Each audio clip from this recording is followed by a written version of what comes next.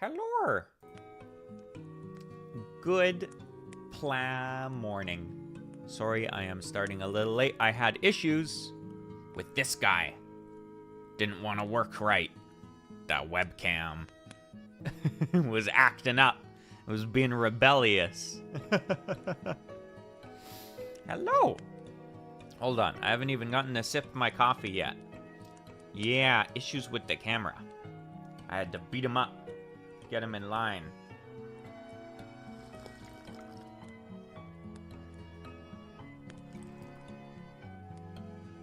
Ooh. Coffee good though. But now, I am prepared.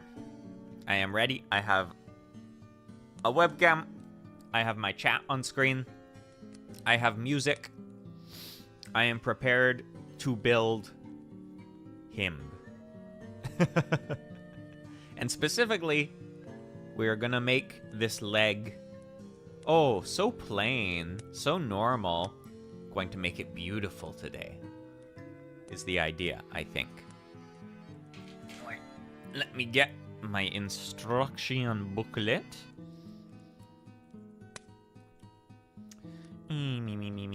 Here we are. Okie dokie. Ready to go. Oh wait, this is, I think this is the other leg.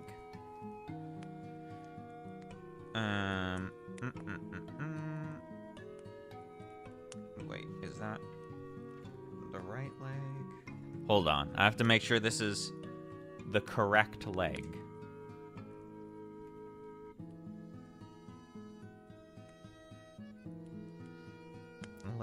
Leg.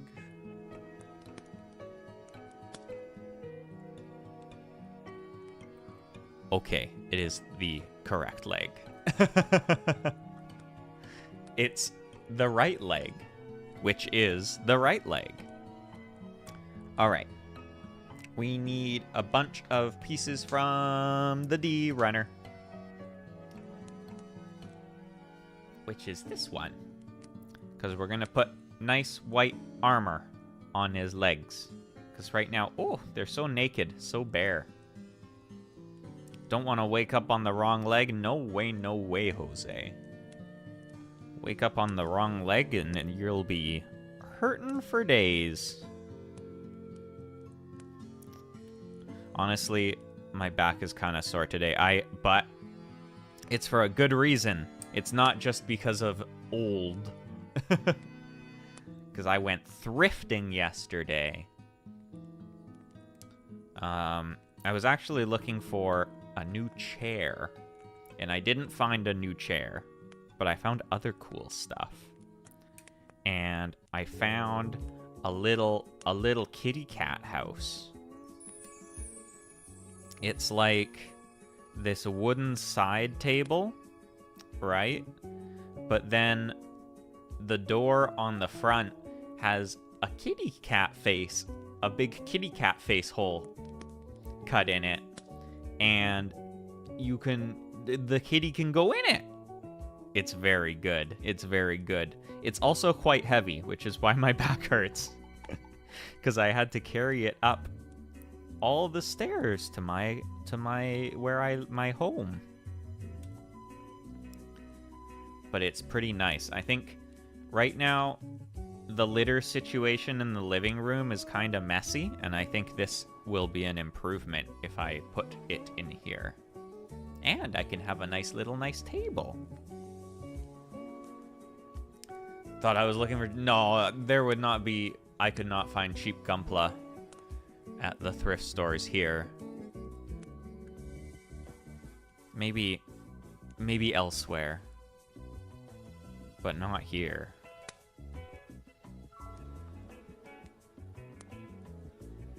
I wonder... Like, that would totally make sense. Because in terms of, like, unbuilt Gunpla, because people have big backlogs, right? Of kits they haven't built. And I assume that sometimes those kits never get built.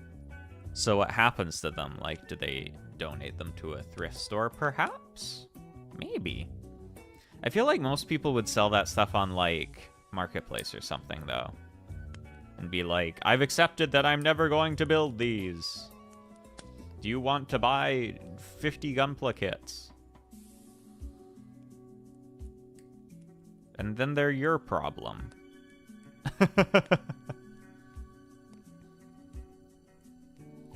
Ooh, you can find models and figurines. Usually here, it's like, at thrift stores, it's furniture and a lot of, like kitchenwares. Pretty much, I think all of my... the majority of my plates and bowls and cutler and stuff is from thrift stores. Because it's more fun that way. I think having plates that all match is boring. You should have all different fun plates. So when you have guests over, you can say, pick which one you like. And they can pick their favorite plate.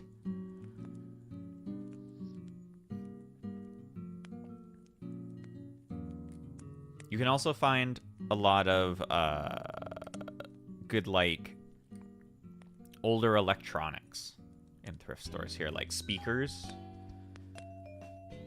My dad's kind of like an audiophile, and he likes speakers a lot. So he's always like, oh my god, look at this person on Facebook Marketplace. They're selling these, like, speakers from the 70s, and they're so good, and oh wow, they're really cheap. And I'm like, oh, you should get them then. And he's like, I'm not allowed to buy any more speakers. We already have too many. But you should get them. And I'm like, I already have speakers too.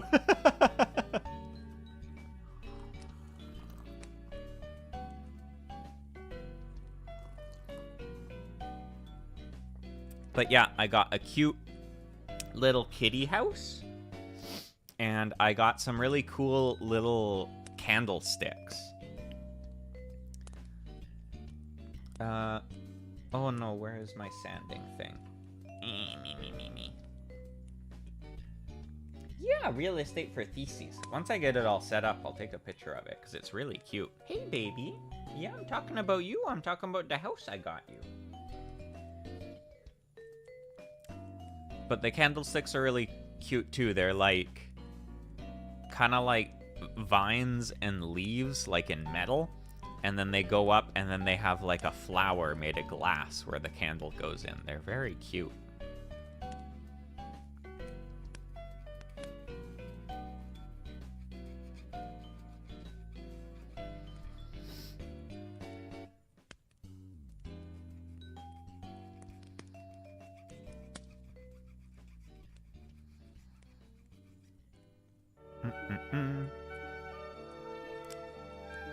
But I did not find the type of chair I was looking for. I think I might just have to get a new one, because I'm very specific about what I want.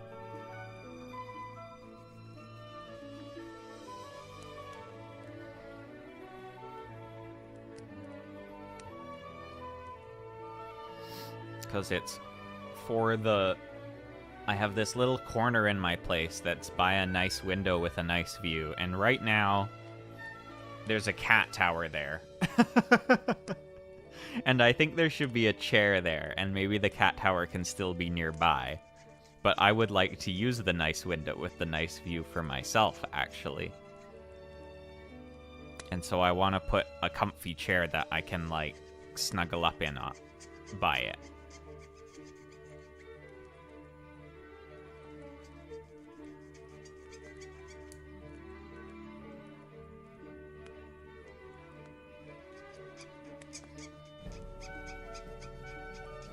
And maybe Theseus' house can go by it. Old man coded, yeah.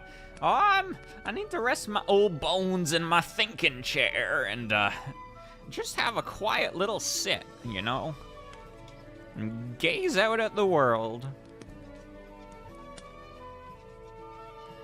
I'm getting too old, you know, if I lie on my couch, I'm not going to be able to get back up. I need to sit in my chair.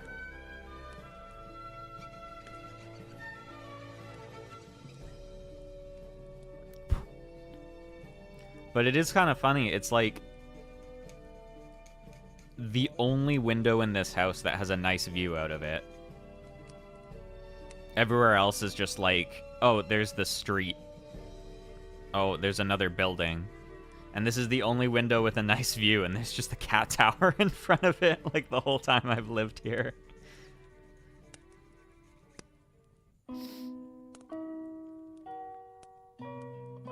And Thesis doesn't even look out it. She looks out the big window because she can see the birds better.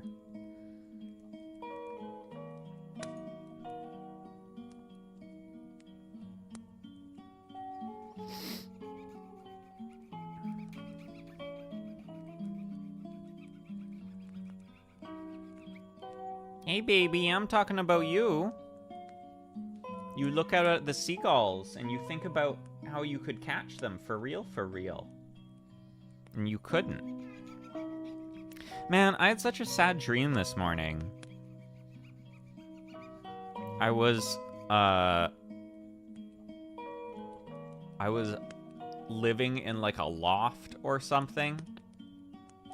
And I heard this commotion outside, and I guess I was living in like a loft on like a farm or something. I don't know.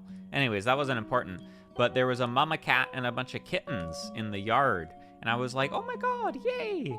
And the kitties were all like jumping around and playing. And then all these hawks came, and the mama cat was like fighting them, but they were trying to grab the kitties, and they grabbed some of them. And I was really sad. That's like literally all that happened. It was upsetting.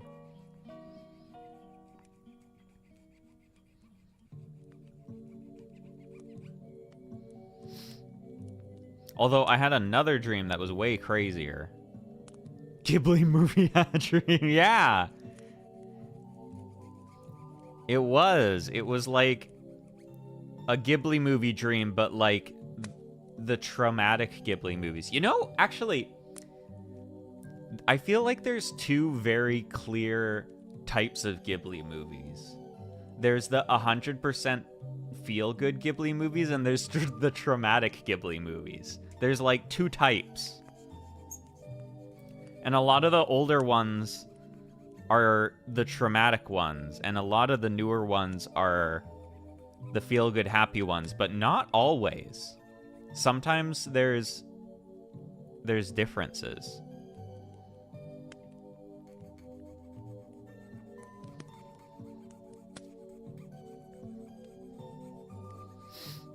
For instance, I don't know if you've seen the newest one. Shit, what is it called? The Boy and the Heron. The Boy and the Heron. I went to see it when it was in theaters here. It was really good, actually. I super liked it. But it's surprising because it's a new Ghibli movie, but it's one of the traumatic Ghibli movies.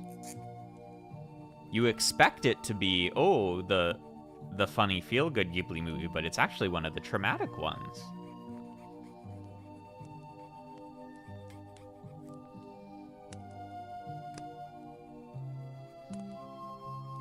But no kitties get eaten in it, which is nice.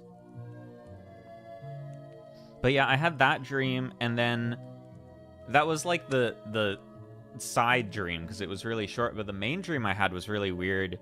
Is I was in Japan with some of my friends, and we were playing.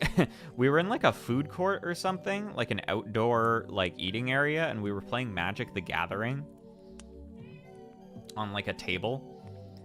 And then I looked like down the street and I saw these really big like dragonfly type bugs like fly across the street like several blocks down, and I was like, what the fuck? Did you guys see that?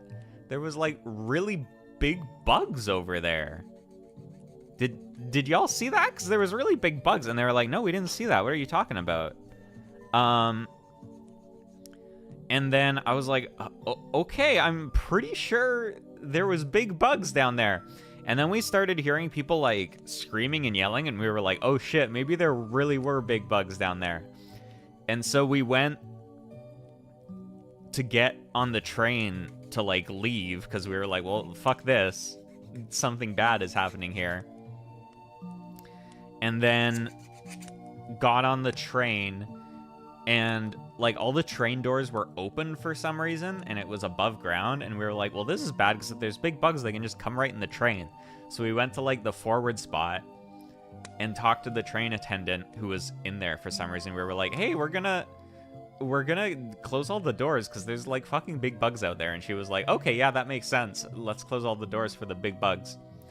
And then she was like, yeah, did you know these bugs, if they, like...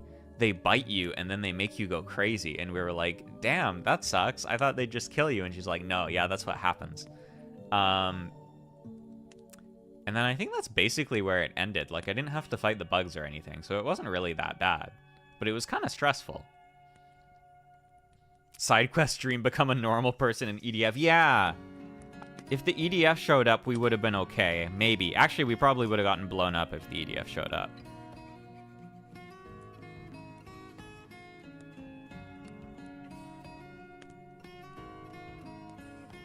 But I never actually had to fight the bugs, or really encounter the bugs face to face. I just kind of was scared and running away from the bugs.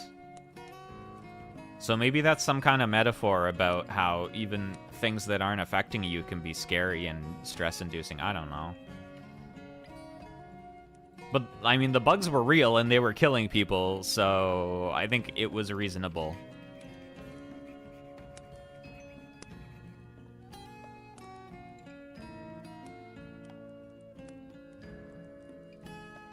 But yeah, that was my other dream.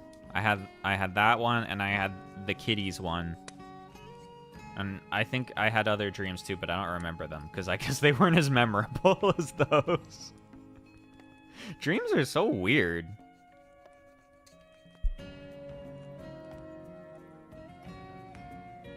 Human brains subtly remind us of deadlines. Yeah. That's when you get the bad stress dreams. Okay, these are all looking good. I don't really have deadlines right now, though, so...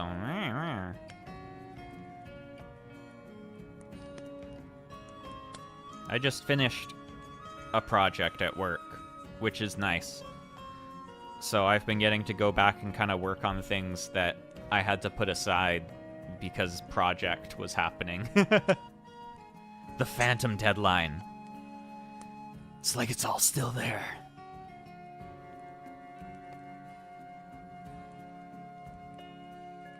Okay. These are all looking good, but we're gonna put a little ink on them after I drink some more coffee.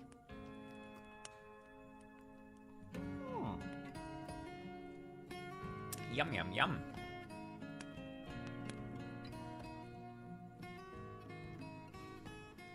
Oh, hi, Feces. Come here. Come here. What's up, girly? Oh, I also have to pet Feces first. Many things holding back the inking of these pieces. There's coffee, and there's cats. Hey, baby. Hi. Did you have a good sleep? Yeah? Why were you knocking things off my kitchen shelves at 5 in the morning? I woke up to a loud crash very early this morning. And I went out to investigate.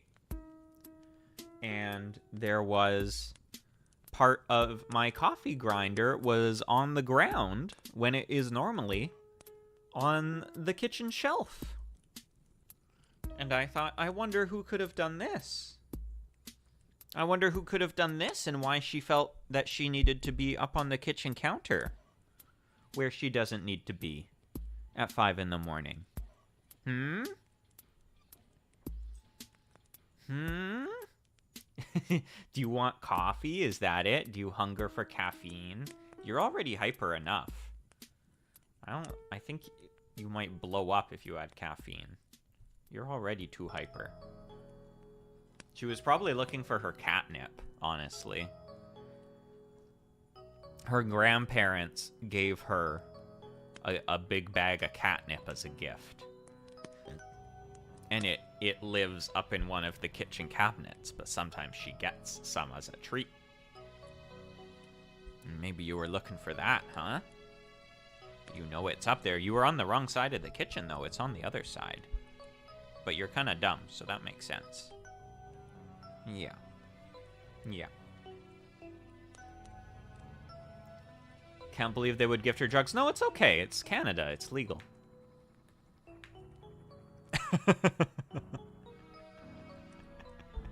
It's okay. It's legal here. Hello. Yes, you're a good kitty.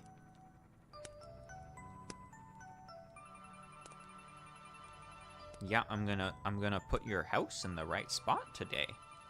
And I'm gonna put your litter box in there. I'm gonna see if you realize that your litter box is in there.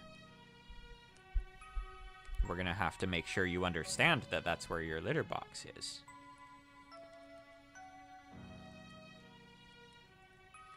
Because then we can stop having it at the bottom of the cat tower where you track litter everywhere. Yeah! Canada leaves. We love all kinds of leaves here in Canada, and you're allowed to have any of them. Hi, baby. Hey.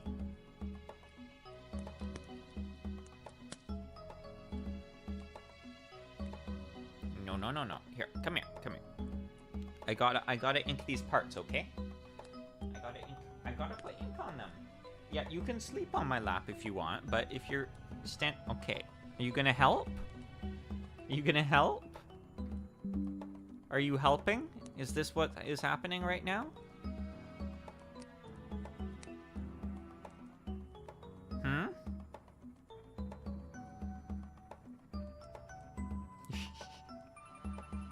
Are you helping? Okay, which piece do I start with? You point it out to me? Come on, baby. Come on. Shush.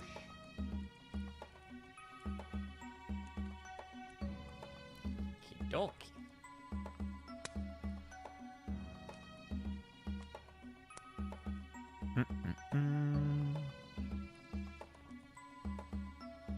They've actually, I don't know if you've seen pictures. Maybe not. I do, because my timeline is full of Gundam stuff. But they've been taking down this guy.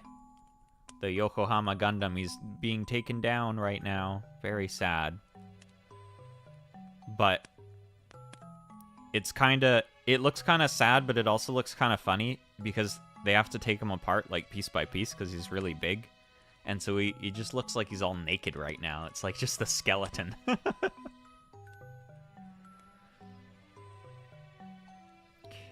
should be good. Yeah, the big real-life, real-size one.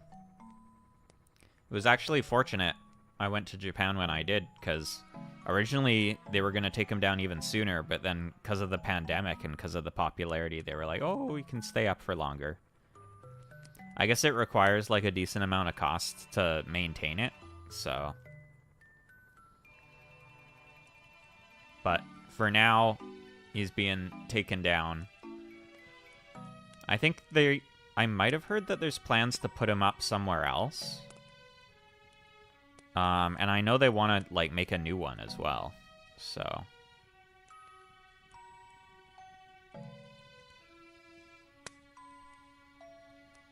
I was surprised, too, like, the location he was in was, like, super prime real estate. So I imagine they want to do something with that. It was, like, right on the water in Yokohama.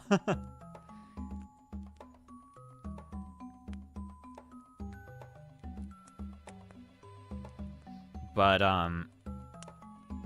the whole museum they had there about the building of it was full of engineers saying, we really, really, really wanted to make him walk, but we couldn't do it. We couldn't make him walk on his own feet, but we really want to. So I imagine they're racking their brains trying to figure out how to do that right now. And I believe they will, eventually.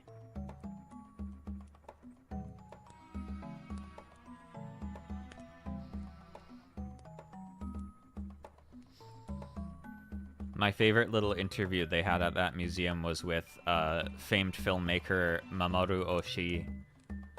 And he basically said, yeah, the Gundam's cool and all, but you guys should have made a Zaku, because I like the Zaku more. And I was like, oh my god, he's a real one. But yeah, potential Gundam update. Because the history of it is they made the transforming unicorn Gundam, which is in Odaiba. And it was basically just a statue, but it had, like, parts that lit up and moved and stuff. And then that was way more popular than they thought it would be. Which I don't know why they thought it wouldn't be popular, because it's a giant Gundam. But it was. And so then they said, okay, well, let's try and make one that can walk. And they couldn't quite do that, but they made the one in Yokohama that could, like, move on supports. And so it's being taken down now, but hopefully Gundam update. And hopefully, I really want them to make a Zaku this time. But I don't think it's gonna happen. It's gotta be the Gundam. Although Witch from Mercury has been really popular. Maybe they'll make Ariel, which would also be cool.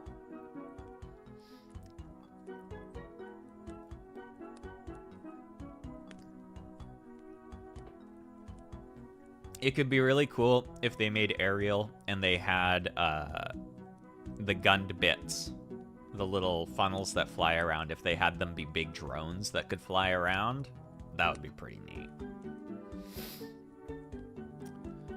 Even though I want them to make a grunt suit, I accept the fact that the grunt suits aren't as popular as the protagonist suit.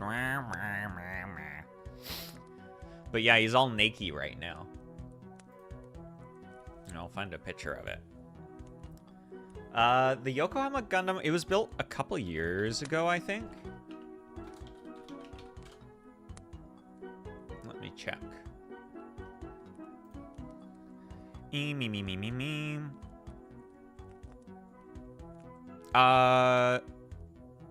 It was opened in December of 2020. Yeah, it's not that old. It's like 4 years old. It was planned for the 40th anniversary of Gundam on October 2020, but then it got delayed a bit till December.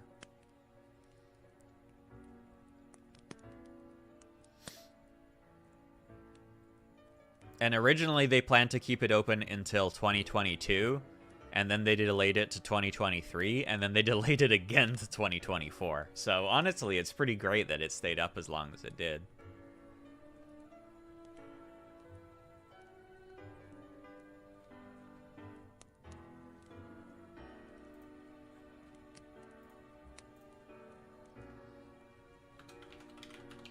Let's see if I can find a picture of him all naked now.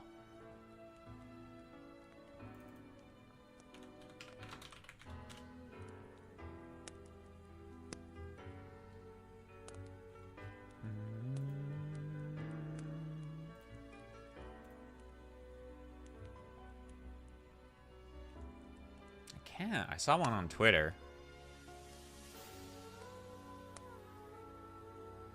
Ah, well, Shogunai.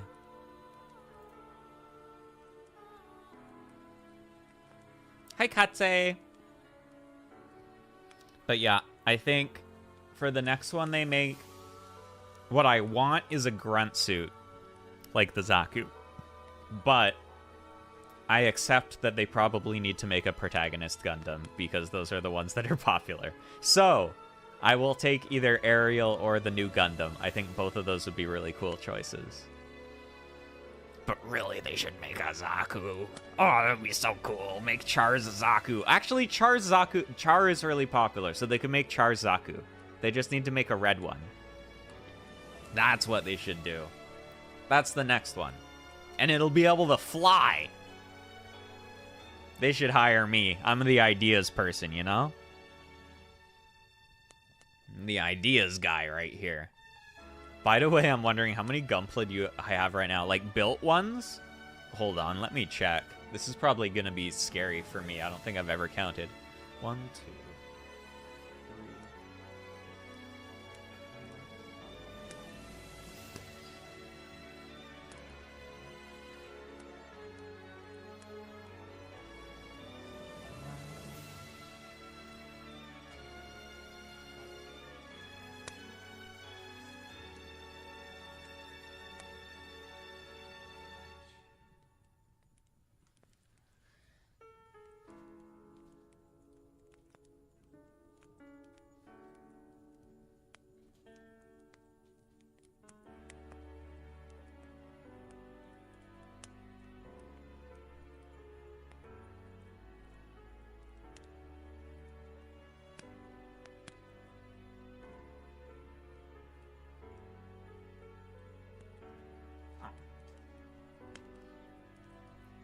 That's actually not that bad.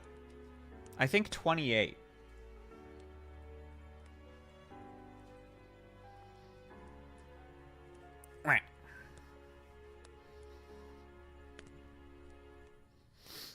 Although I did also count the ones that are at my office at work.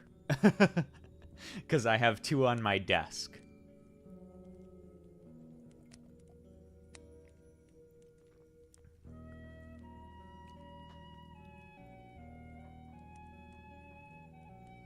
And also, technically, actually, some of them are robots that aren't...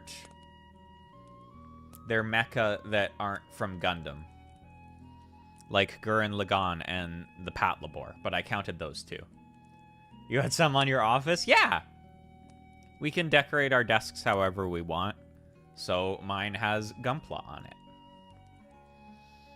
So when people come to ask me a question, they also have to ask the Goof Custom and the Gray's Ein the question as well.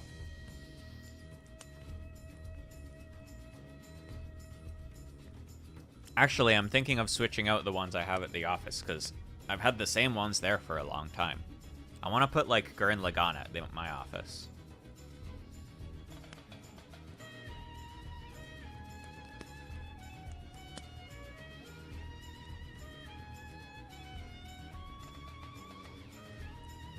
The thing is, too, is because I work in tech, like in programming, most of the people there are, like, nerds or weebs, so...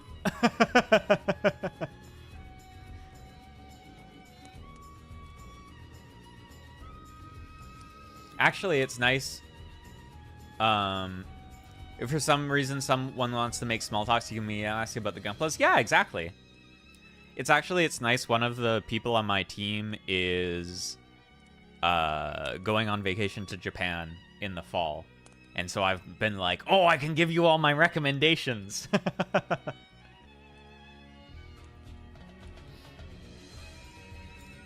I'm like, oh, you're going to be in Tokyo? You have to go here. Oh, you're going to be in Osaka? Oh, you have to go here. I need to live vicariously through you. Yo, this is so good. Oh, it's Chrono Cross. That's why.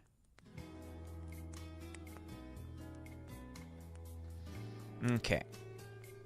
Where'd all these bits go? This one... Oh, crap. Is there supposed to be a polycap in there? There sure is, huh?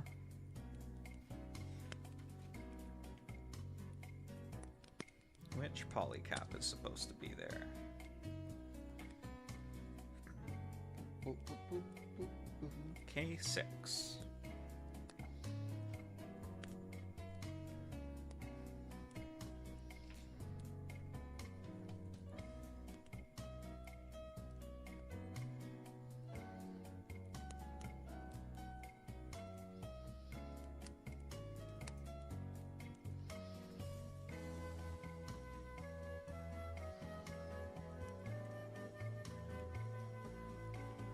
Although, a lot of people at my work are, like, weebs, but, like, entry-level weebs. Do you know what I mean? This sounds like such an elitist thing to say, but you know what I mean, right?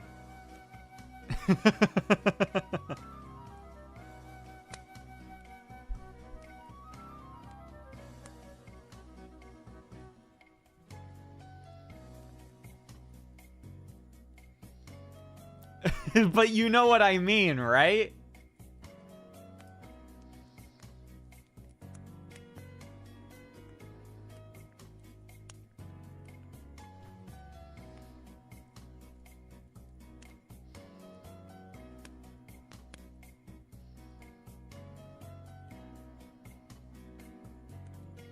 Because I feel like anime is, like, becoming kind of mainstream now. So, because it's like on Netflix and stuff. So lots of people are like, oh yeah, you know, like Jujutsu Kaisen. But they're not like, oh yeah, you know, I don't know, fucking Uchoten Kaizoku. This piece is hard to get in. I wish I'd got this in earlier. Hey, girl, don't climb on the back of my chair, please.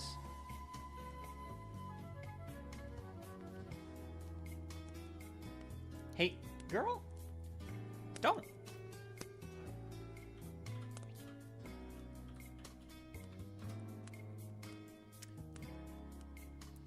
I don't think I've ever gushed about Uchoten Kazoku, actually. It's like one of my big favorites. It's so good. It's another thing that I think is really good and that most people seem to not have seen. Because it's kind of unassuming on the surface. But it's so good. Okay, crap. I think we're going to have to take this apart a little bit to get this piece in.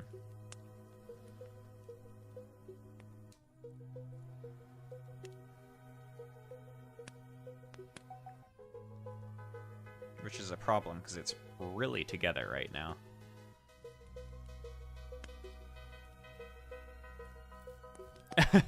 Honestly, I don't watch anime that often anymore either.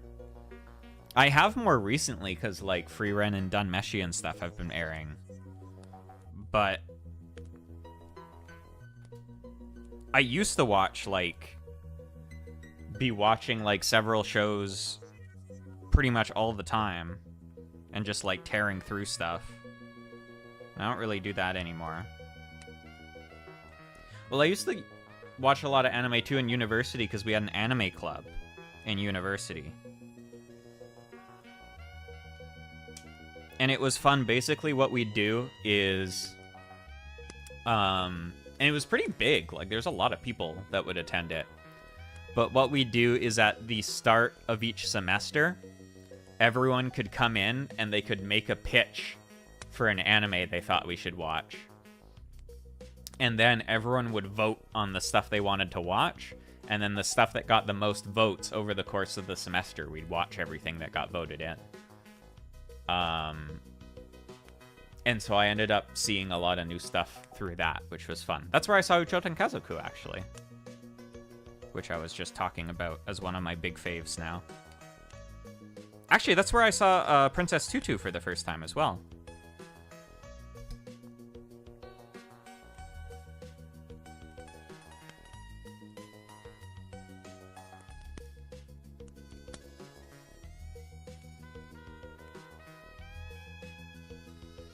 But yeah, nowadays I don't really watch that much anime anymore. Like, I've been watching Free Ren and Dunmeshi, but that's almost like a lot for me.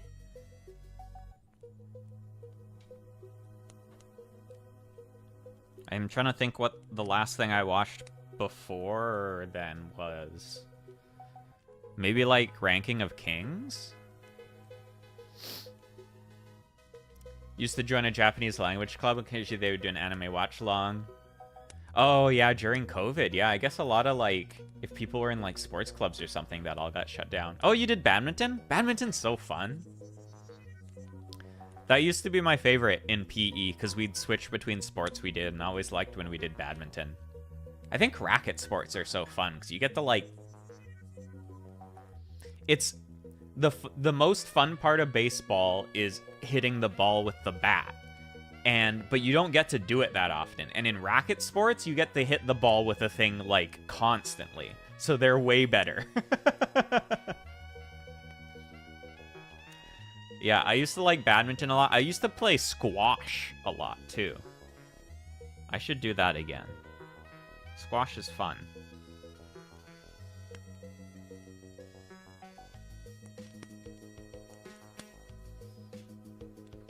I think they should make a squash anime, actually. I think a squash anime would be, like, super intense.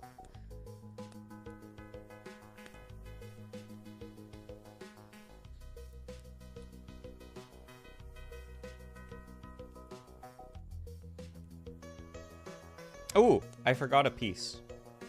D17. Hold on.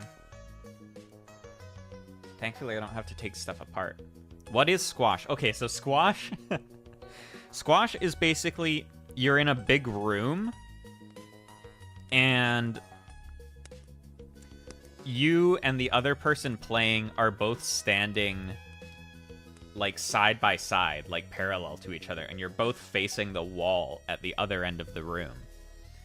And you have this little hard, like, kind of squishy rubber ball. It's not actually that bouncy. It's like much less bouncy than a tennis ball.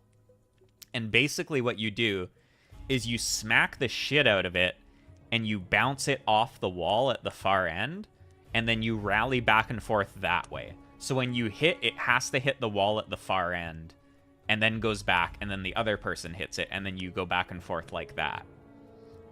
And it's really fun, and it's hard because you have to be like running the fuck around this room to get to where the ball's going.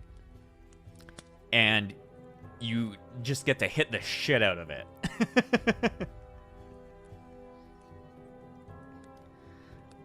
I remember I used to play a lot of squash, and I never played tennis before. And then I tried playing tennis once, and I found it so hard because I kept instinctually hitting the ball at squash levels of hit strength, and it would just go right out of the court.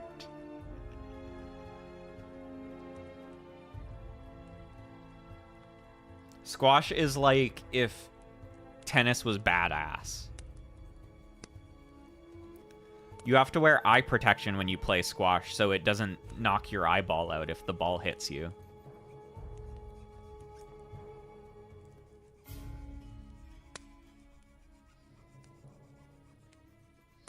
If you've heard of racquetball too, racquetball's kind of like squash but with a bouncier ball and a bigger court.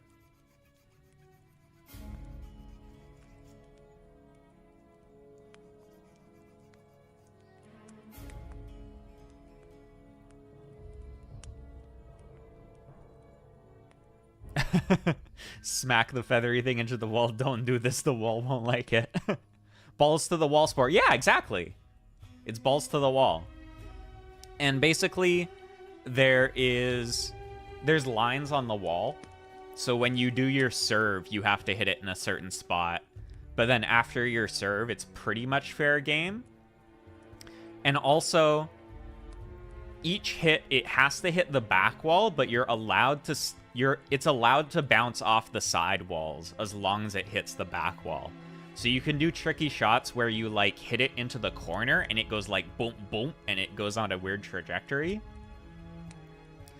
And the really evil thing you do is you hit it really hard, and so the person has to run all the way to the back of the room, and then you hit it really softly so it barely bounces off, and they have to run all the way to the front to get it.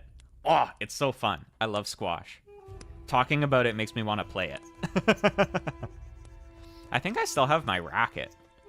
I don't know if it's, like, decayed with age or anything. I guess the thing that has decayed with age is, like, my knees. Because you have to... I guess similar to, like, tennis or badminton, you have to run around and start and stop very quickly a lot. I think mostly the annoying thing with squash is that... I guess you do with tennis, too. But you need, like, a very special type of court to play it in. Yeah, long lob, then gentle hit, yeah. Same with tennis, I guess, too.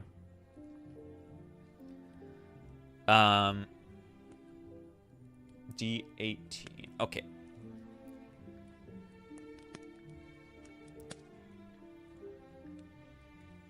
But yeah, I feel like badminton, very easy to set up. You basically just need, like, the net and, like, some showing where the court is. And then tennis, a little more complicated. You need, like, a bigger space. You need a bigger net. And then squash is, like, you need a room, like, in a building.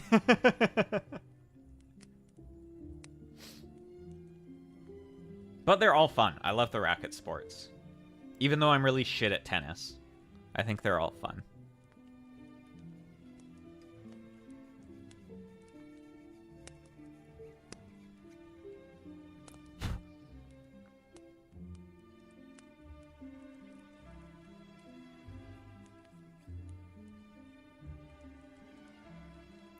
Yeah, that's true with badminton, because wind plays like a way bigger factor in it, because the birdie's so light.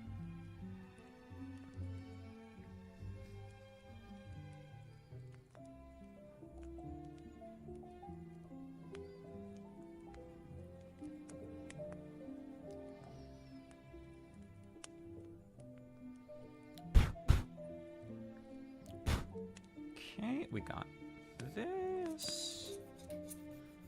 Oh, this leg is gonna look so cool with all these bits on it. And then we need B4. This wire. Oh, we're gonna put some silver in you.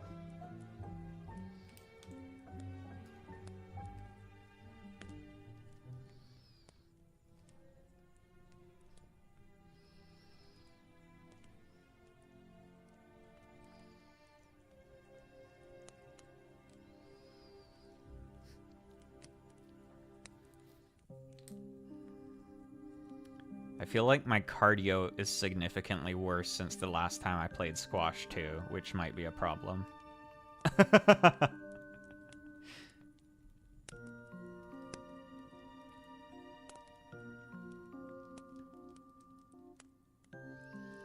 I've been trying to work on it though. I've been starting like 2 weeks ago. I've been trying to do a little bit of exercise biking at least like 3 times a week.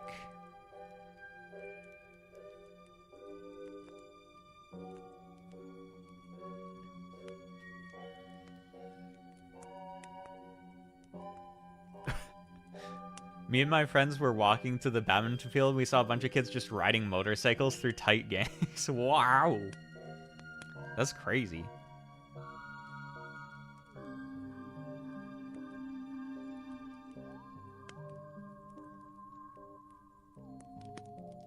But yeah, I think they should make a squash anime, and it should be like... It should be like Blue Lock levels of intensity.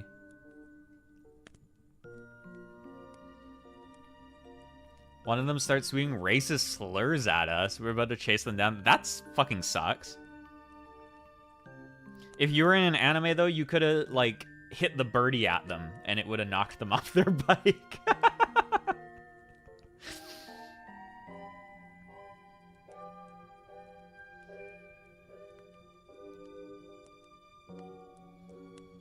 Man, fucking hooligans on bikes.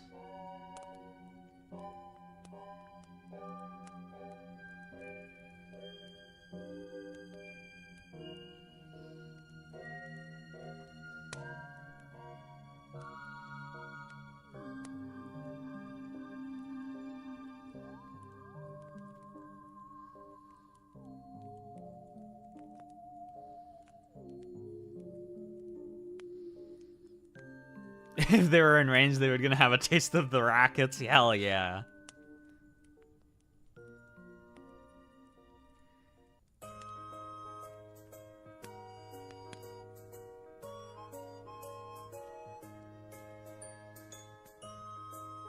Okay, I'm probably gonna need to let this dry a little bit, actually. So let's do the other parts of the leg first. I think I can do them without interfering with this. So these are gonna go up here.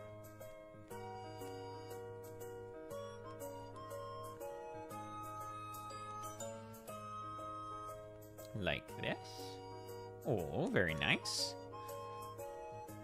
And this is gonna go on the front.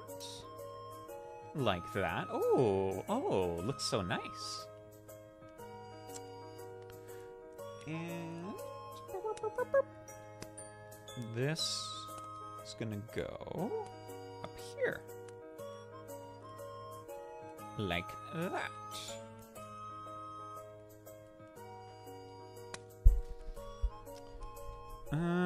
That's gonna need to try a little bit more. Okay, I'll start cutting out the next bits then. H. Where is H? Not you. Not you. Not you. Where is H? Wow. Little gray kitty.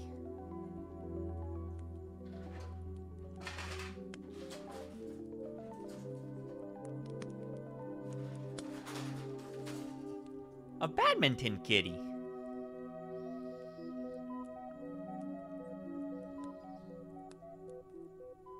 H11 and 12. These guys. Ooh, these are cool pieces. I love kitties.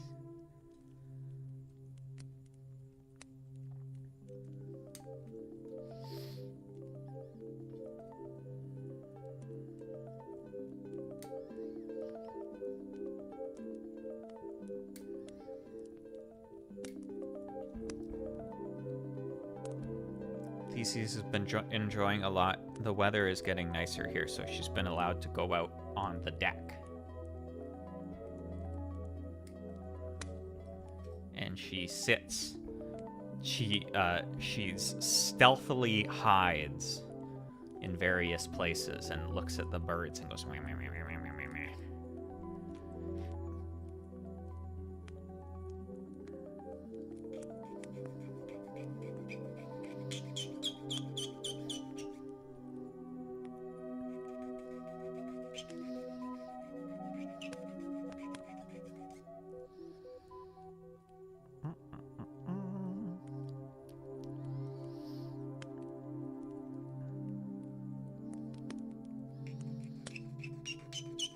Oh, that's very squeaky.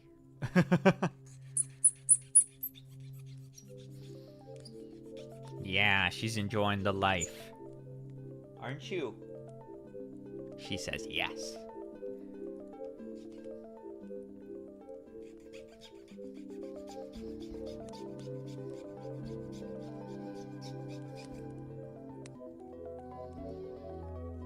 Oh, yeah, actually.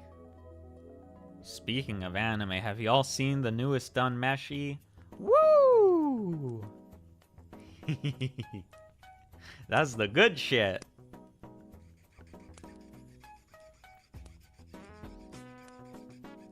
They did a good job with that episode. They made her scary. Oh, you haven't? Oh, it's some good stuff. Won't spoil it then.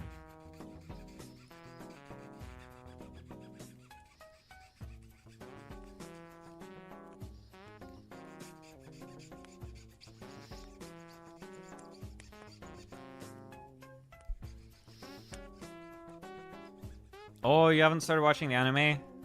It's good. The manga's good too. I've been generally very happy with how they've done the adaptation so far. But I think I still prefer the manga by a little bit. But it's nice because they're similar enough that it's a faithful adaptation, but they're different enough that they're both worth consuming, if that makes sense.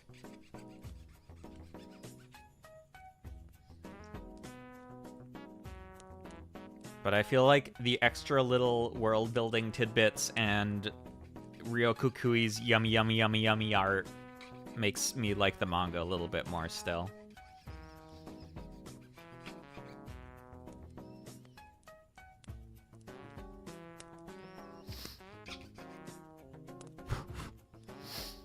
Yeah, I feel you. Sometimes it's just hard to do things, you know?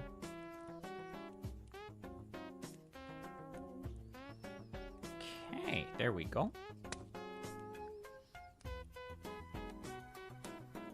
Now this should be dry enough for another coat of silver.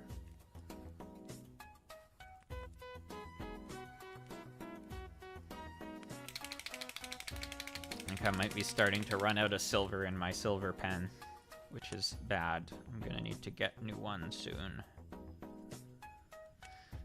Which is dangerous because when I go to the hobby store to get new paint, I have to walk past all the model kits and go, no, I don't need I don't need any more. I don't need any more. I have a big backlog. I don't need any more. But then eventually, usually I end up leaving with a new model kit as well.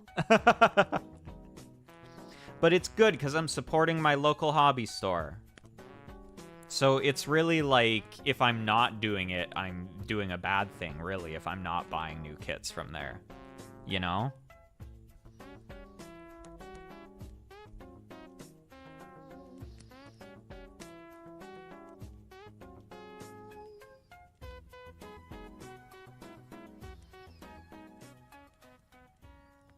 Stimulating the local economy. Yeah. An unsay-so. Oh my god, you watch unsay-so anime? That's... Oh. This is a very say-so channel, so...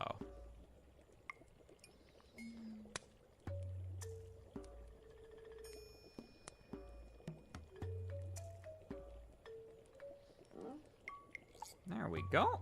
That's looking good. Snip this out.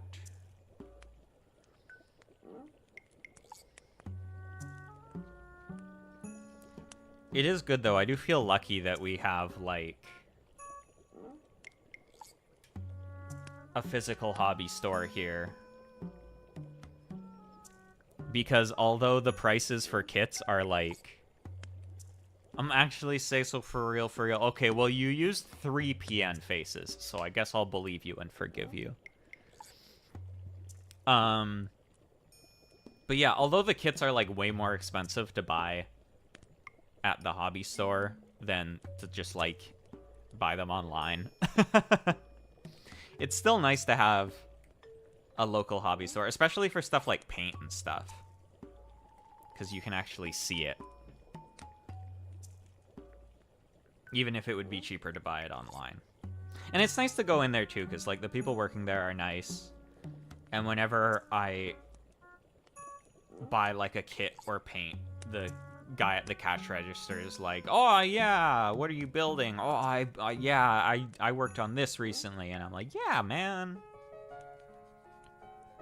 Excuse to go for a little walk, too. Yeah, well, it's annoying. It used to be... So the hobby store used to be close enough for me to walk to it. And then they moved. And now it's further away. And I have to, like, ride my bike or take the bus or something. But their new location's really nice. So I'm happy for them. Specific paint type? Yeah, it's... I mean, you could use a lot of different paints. But basically you want something that'll stick to plastic well. And a lot of companies will make paint specifically for model kits. Like Tamiya makes a lot of paints. I usually use Tamiya paints. And then these are... The paints I'm using right now are these, which are like cheating paint. Because it's basically... It's just the same as the paint you'd get in a bottle, but it's in a nice little marker like this. So you don't have to fuck about with like a paintbrush and a palette or thinning things or anything. So it's easy. It's cheating.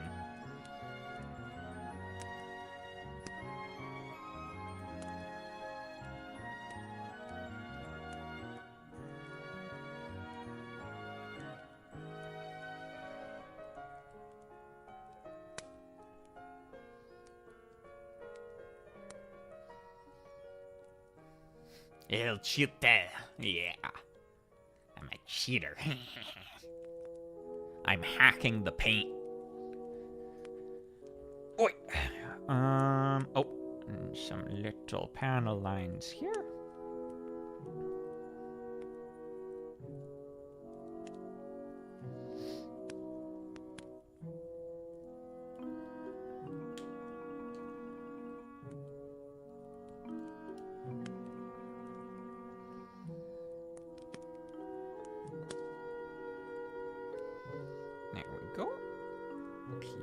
Up.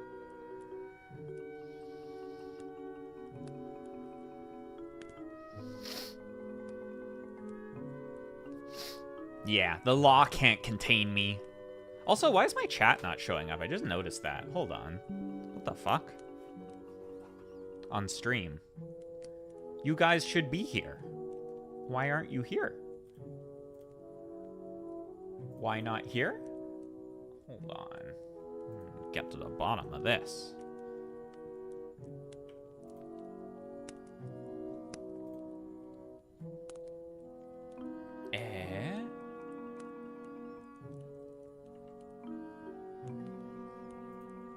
OBS? Why?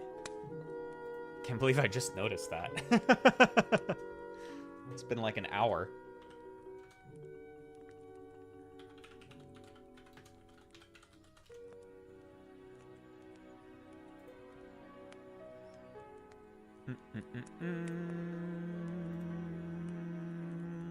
Let's see if we can figure this bad boy out. Just a moment. We're gonna do troubleshooting on stream. Maybe we're not real. We're just yeah, maybe I'm just talking to myself. That's fine. I do that. The awesome thing, I think I've said this before, but the awesome thing about streaming is that normally if you just talk to yourself, there's two life hacks for if you want to talk to yourself and not be crazy. One, if you have a pet, you can be like, I'm not talking to myself, I'm talking to my pet, hee hee. And then two is if you start streaming when you're talking to yourself and just like talking stuff out loud, you're like, I'm not crazy, I'm just practicing for streaming so that I can talk. Hee hee hee hee hee hee.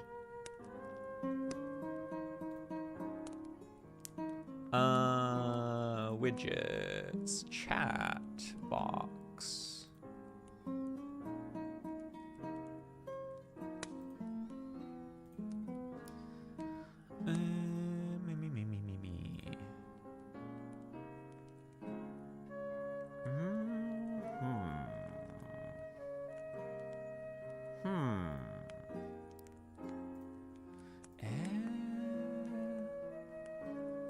Why not work, though?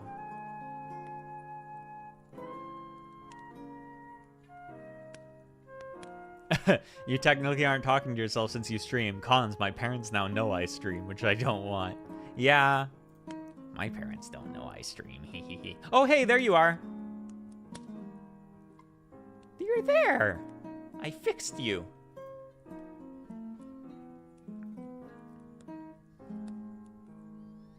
Alright, I'm gonna put this little guy here.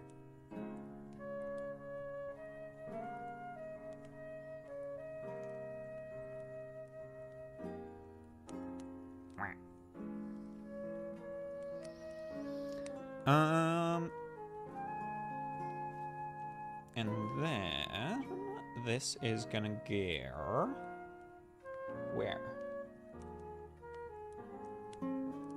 Oh, I see. It's like separate. So this is gonna go on here. And then this up here, like this. Oh, no, other way. Actually, should have a little bit of ink here. Ooh, what is this? Ooh, Shadow of the Colossus. Yo! Fancy Fox Gaming knocking it out of the park with this one. This is a good playlist. Man, you know, I've still never played Shadow of the Colossus. It's been re-released and reported like a gajillion times now. It must be on PC too, right? I should play it on stream.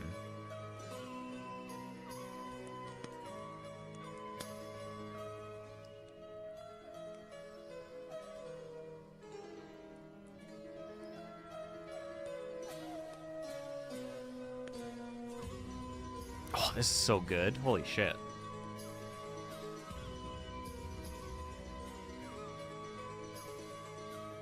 Hold on, I'm gonna look if it has a PC port.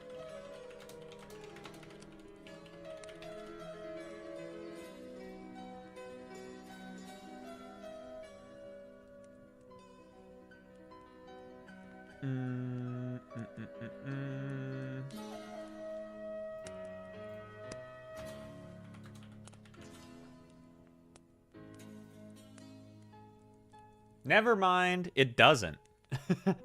It's just been released on, like, every single PlayStation ever. But not on PC. Have you ever accidentally called someone chat? No. I don't even call you guys chat. I think that's the nice thing is when your chat is pretty small and it's mostly just like regulars, you just call people by their names.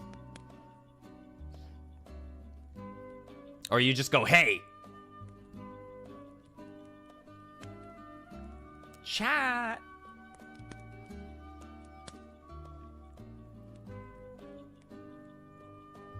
Chat, help me! Chat, is this real? I could just go, Vino and Katse, is this real? It's easy.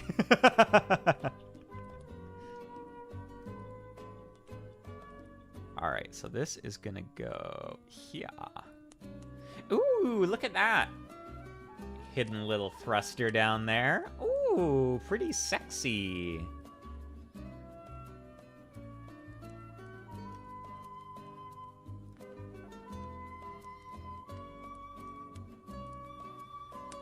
Okay. So we've got those now. Oh, we need to do the bit up there as well. Me. Where are those parts? The J runner.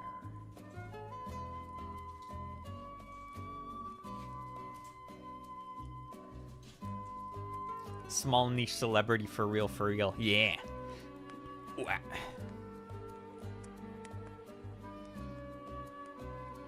Yeah, I don't think...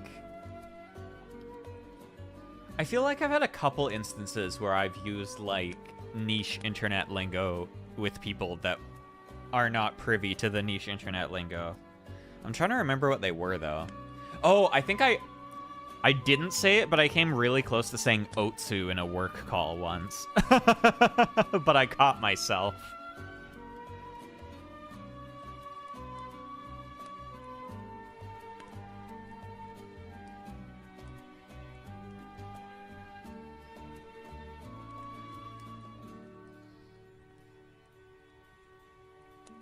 Basoshi? Otsu! Otsu, everyone! It was like we just finished a project and we did a good job on it, you know? And I was like, oh yeah, you know, like, Otsu, everyone. And then I was like, no, don't say that. This isn't where you say that.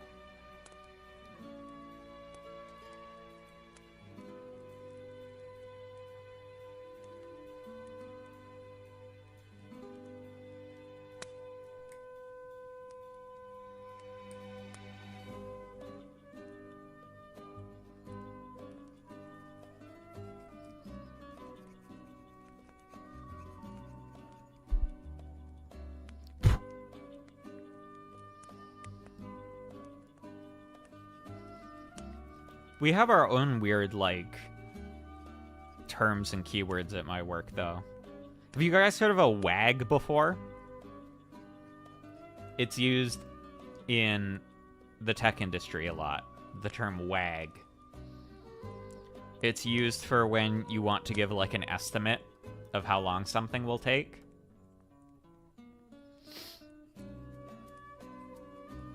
No, WAG, W-A-G. So people will say, like, oh, we want to add this feature to the site. Can you give me, like, a WAG for that? It stands for Wild Ass Guess. Because it's essentially, without looking into anything, just from your gut feeling, my wild ass guess is that that would take about 2 weeks.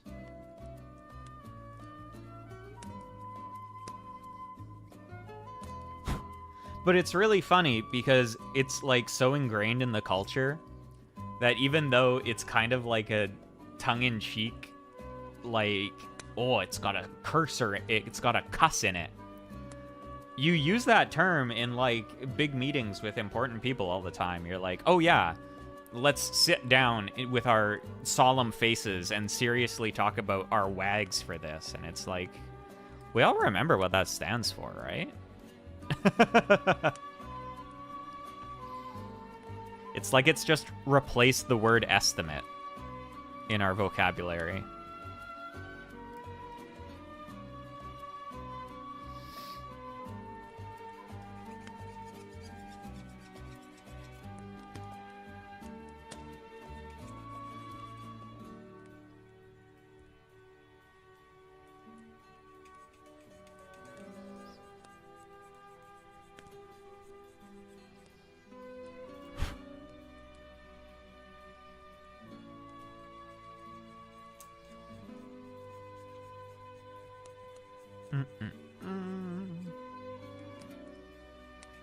What else has been going on lately? Oh, I tried a new game because I saw people talking about it on the Twitters, and they were like, "I'm so surprised people didn't realize this coming out." Oh, I need the concept of WAG to be more popular here. Every time someone asks me for my time estimate, yeah, I need to wait to tell them that it's like an estimate, not. That's really why we use it, for sure. As like, this is an estimate, but it's like a really rough one. Because absolutely, even then, sometimes people are like, "Oh, but you said the WAG was like 2 weeks," and I'm like, "Yeah, but I didn't fucking know what I was talking about until I started actually doing the work." But yeah, I saw there was some people talking on the Twitters about, they were like, "Man, this game just had its North America release and there was like no marketing for it. That's crazy." And I was like, that is crazy. This looks fun. And so I started playing it, and it is fun. I started playing Megaton Musashi, and it's fun. It's like an action RPG with like super robot stuff. Someone asked me about something with time. I feel like I need to make really sure I was right about it. Yeah. Yeah, because that's the thing. With some tasks, it's like it takes almost as much time to figure out an exact estimate as it does to just do the thing. Because you pretty much have to like really dive into it to really know how long it will take. And by that point, it's like you've already done half the work before you can even give an estimate. But yeah, Megaton Musashi, thumbs up, it's fun. It has a really, like, silly, over-the-top, super robot-type story. And you get to pilot a big robot, and you get to punch. And it's got Mazinger and Getter Robo in it as, like, guest appearances, which is cool.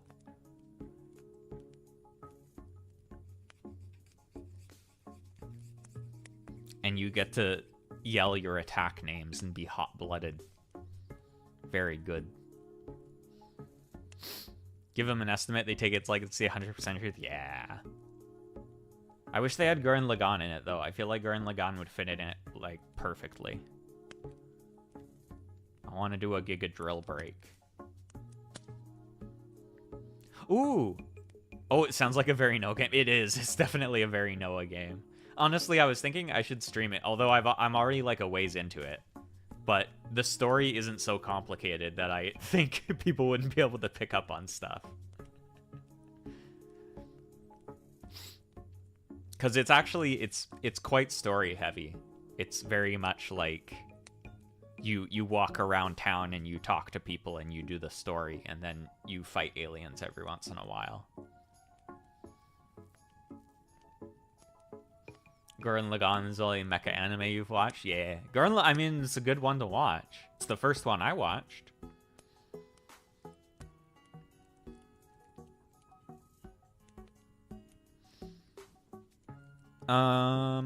What piece do we need here? K7.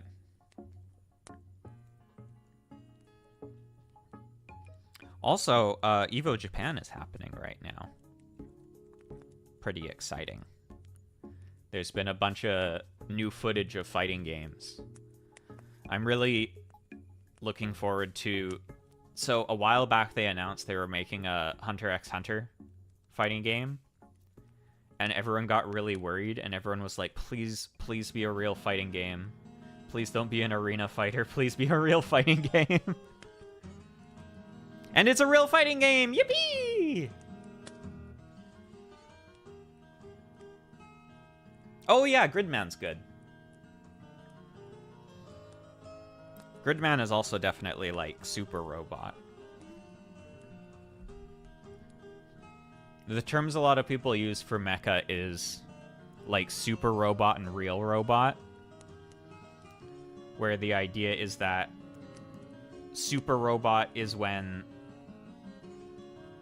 it's, like, less... it's soft sci-fi basically. So it's like, here's this giant robot. How does it work? I don't know. Passion and hot-blooded magic, and it's gonna fight guys and it's gonna beat them up. And then Real Robot is trying to be more like, hey, even though this is also impossible through physics, we're gonna make you think like, yeah, people could build these.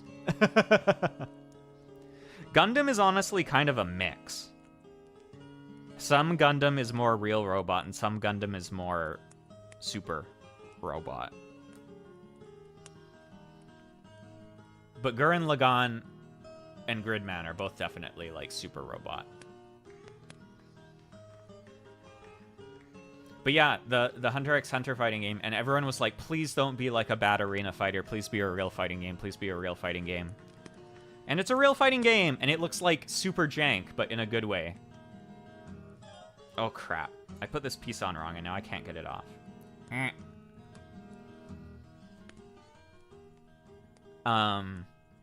It's being made by the team that did Marvel vs. Capcom 3, and it looks a lot like Marvel vs. Capcom 3. But yeah, so there's finally footage of it. People got to play like a test version of it at EVO Japan. And everyone that played it was like, wow, this game is jank as hell. It's awesome. So I'm pretty excited about that, because I've been wanting a Hunter x Hunter fighting game for forever.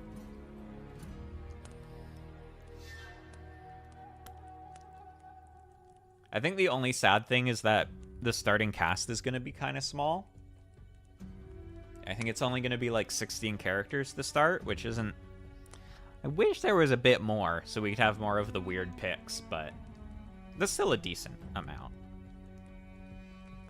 But I think that means it'll only be like the really obvious people to pick for the cast rather than some of the weirder ones.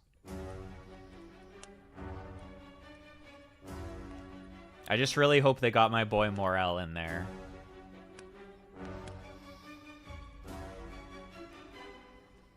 Yo, what is this?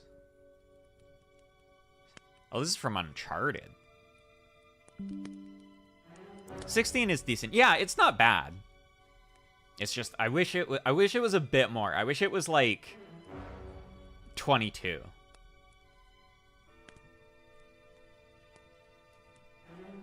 Especially because it's a 3v3 game.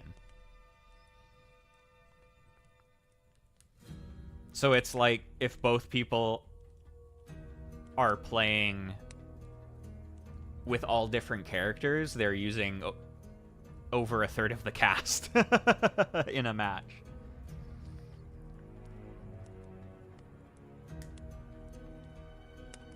Yeah, I mean, honestly, I feel like most Hunter x Hunter characters have pretty weird gimmicks. Like, I really hope they add Knuckle and have his weird-ass shit going on in there.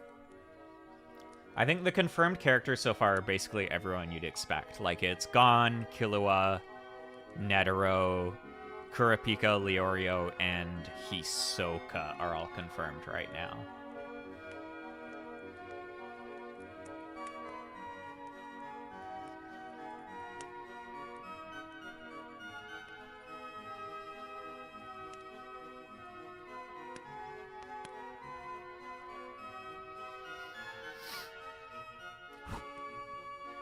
My, like, main wants are... Knuckle, I think, would be really fun. Kite just makes sense to me, because his mechanic is, like, perfect for a fighting game. Morel, as well, would be really cool. And then I really want Finks as well, because Finks is, like, my favorite Phantom Troop member. Man, I love Hunter x Hunter. I'm really happy it's getting a fighting game. I think my other thing I really want that I don't think I'll ever get, me and one of my friends have talked about this all the time, is I really wish there was a Nishio Issin fighting game. I think that would be so good.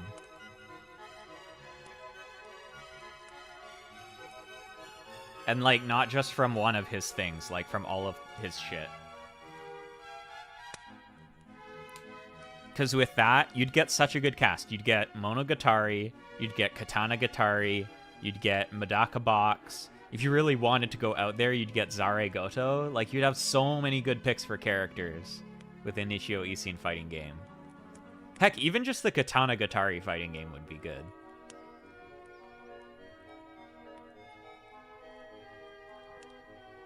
But yeah, I'm happy. Hunter x Hunter is looking good. City of the Wharves is looking good. I don't know if y'all heard about that. SNK is making a new game. And I think it's... Now, the promotional material is correctly saying Wolves now, which sucks. But the first trailer that came out for it was called City of the Wharves. Which was awesome. And it's a new Fatal Fury game, which Fatal Fury hasn't gotten an entry in quite a while, so that's pretty neat. And then the League of Legends fighting game with a really shitty name looks good too. 2XKO. God, it's such a bad name. Why did they name it that?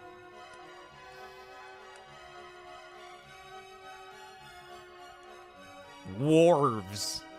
Like this.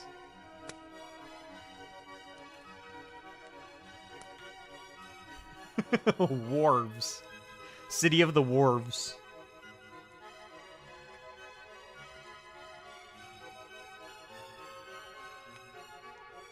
Man, I'm panelining this piece, and I think it's going to be completely invisible under the armor. But this piece looks so cool that I have to paneline it. Even though you will never see it. It's honestly amazing that they put this much detail into it, considering you will never see it.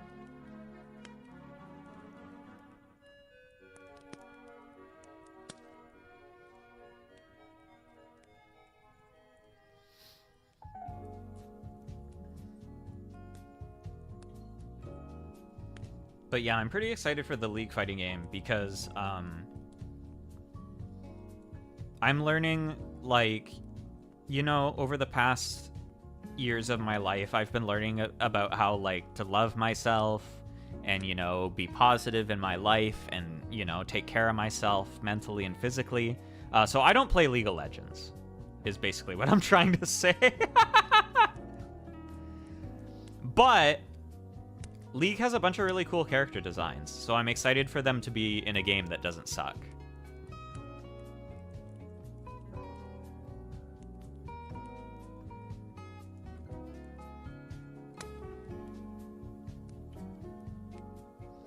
They were showing off Ilayoi, I think her name is, and she looks super fun. She's got, like, big old tentacle grabs going on.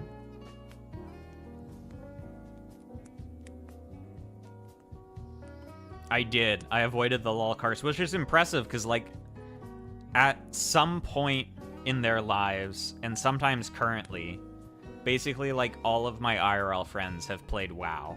Or not WoW. League. LOL. The other three-letter acronym of evil. But I think I tried it once, and I was like, this sucks.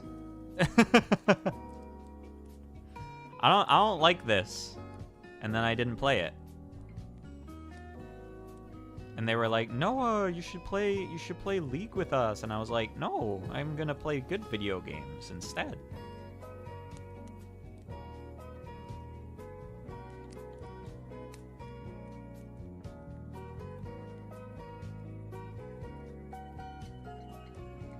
I think they should have, like, prevention programs at schools. You know how they have people that come in and are like, "I was addicted to drugs once and it ruined my life." They should have that with League of Legends, I think.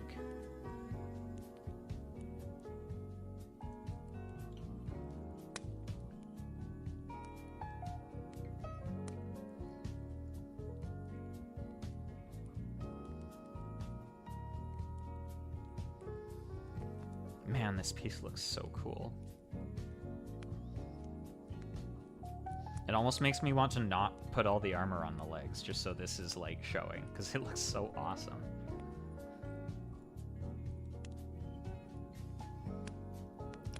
Look at this thing. Here, I'll try and focus on it. Look how cool that is. Wow.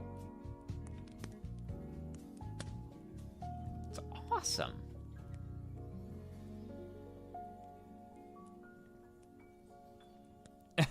I play League and it made me have a phobia of showers. MOBA games only fun with friends? Yeah.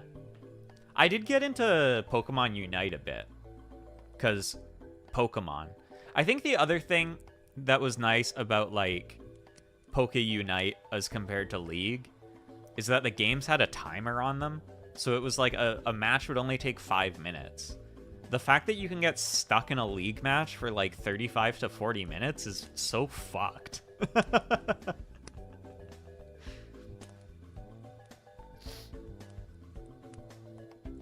Okay, am I going to panel line the other one even though I'm just going to put a thing over it? Yeah, I am.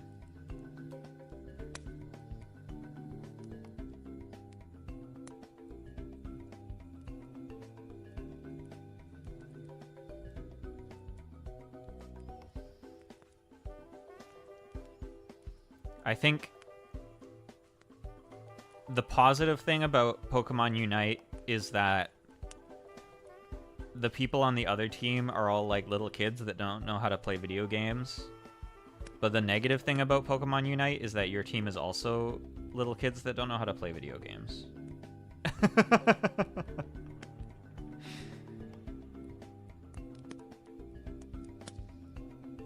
And if you end up going up against like a full stack team, you just lose like instantly.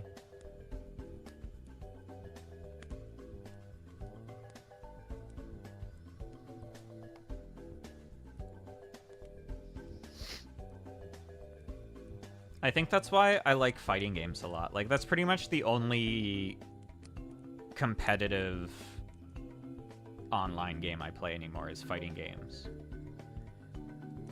I like that it's just a 1v1. So it's like you don't have a team to blame and you don't have a team to fail you.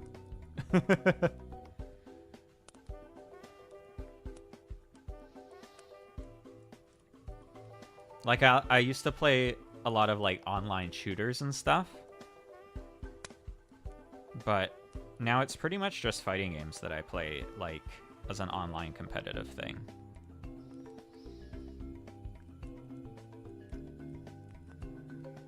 And it's nice because it's, if you get blown up, it's all on you, but also you don't have to worry about people just being really bad.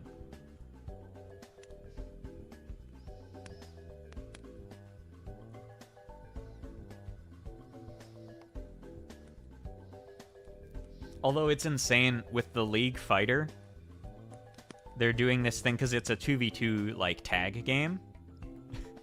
And they're adding this thing where you can play duos in it. So when you swap, basically you play with your friend, and when you swap characters, it switches into your friend playing. And so they were like,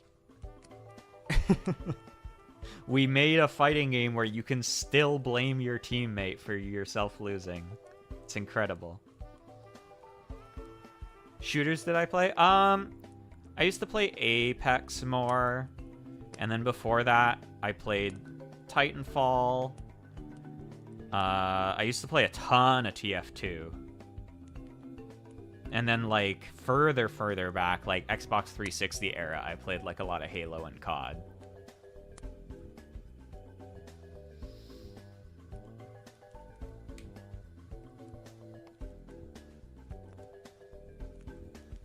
Yeah, both the TF2s.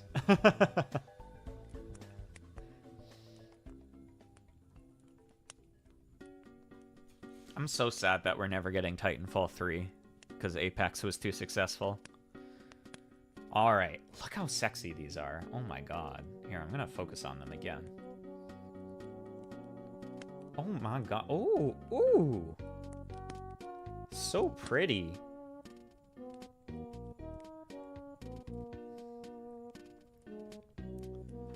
Okay, where are these gonna go?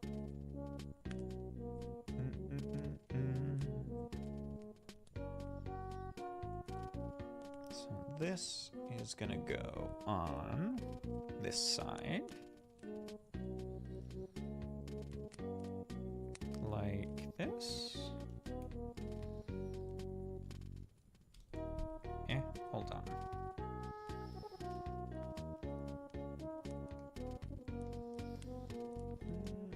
Let me look at the...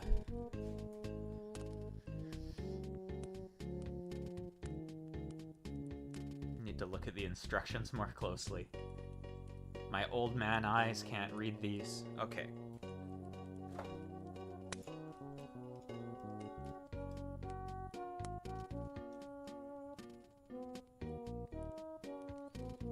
Like this. And this is gonna go like this.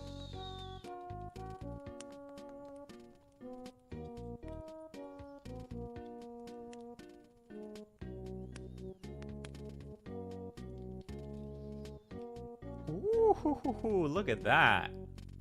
So cool.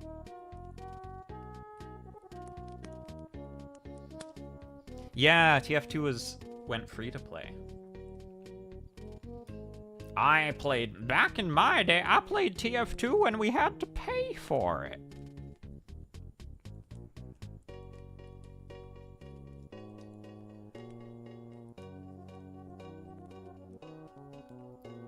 I remember I bought the orange box for the Xbox. And it had, oh, it was such a good deal. It had Half-Life 2, it had Portal, and it had Team Fortress 2 on it. And I played those games on the Xbox 360.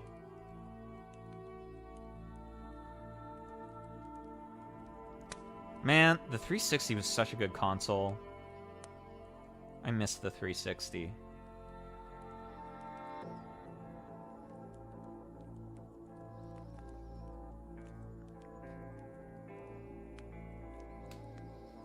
Oh yeah, I never got into Counter-Strike.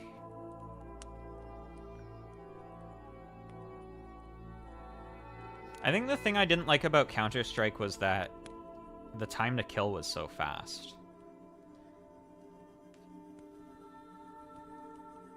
Like, I liked stuff like Halo and Team Fortress because even if someone got the jump on you, you could outplay them.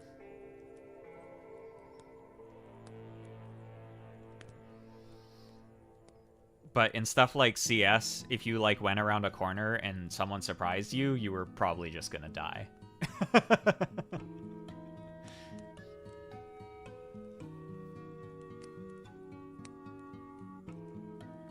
Also because my reaction speed isn't super fast, so really like twitchy shooters, I'd get blown the fuck up in.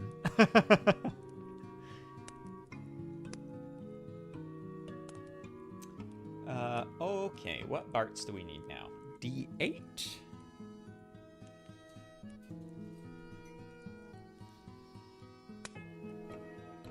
I used to be very sweaty, so that's why I played it.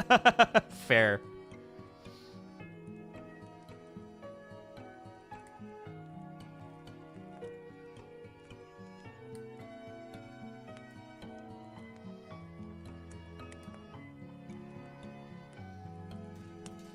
Yeah, I played a lot of Reach and a lot of Halo 3. And a lot of the original Modern Warfare.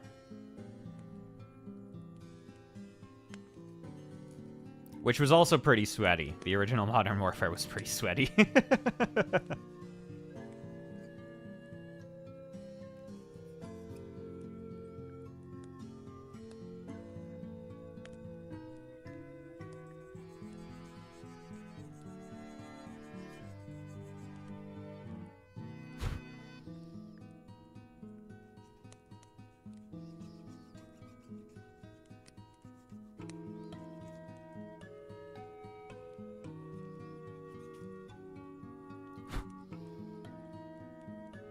Call of Duty? Yeah. COD 4. I don't know what number they're up to now, but it's high, I think. Oh, that's so cool. I just noticed this. Hold on.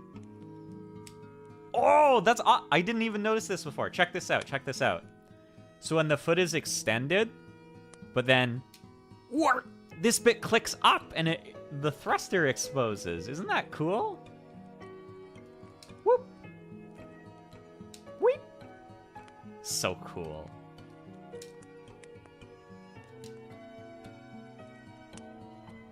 FPS in general, pretty damn sweaty, yeah.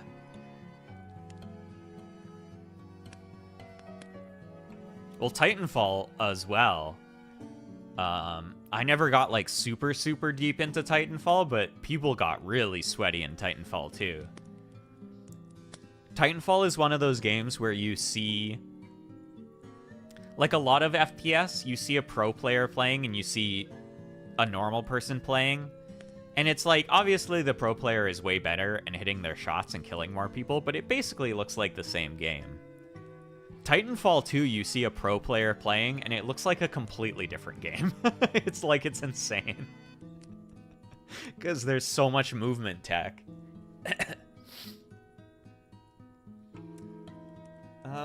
Okay, so now we're gonna put this up here.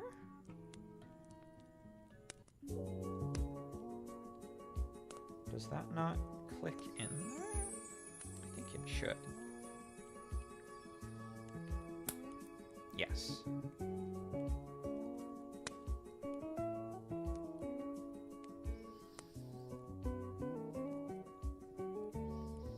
That up there.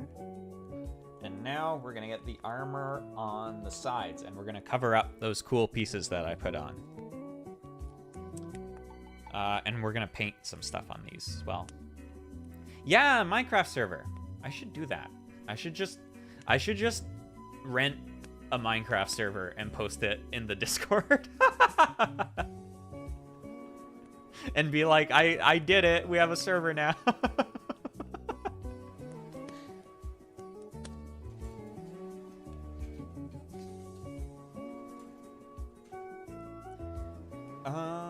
What pieces do we need here? C17 and C16.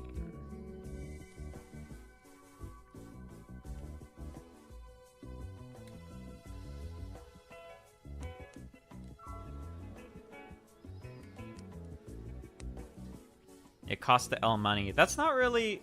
I don't want to brag, but...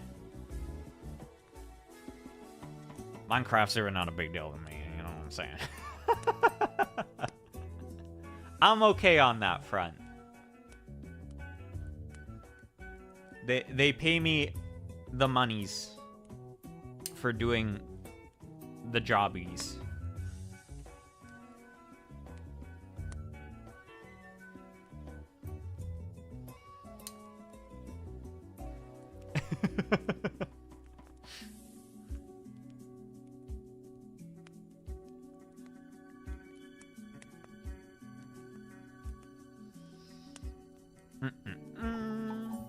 Get these pieces.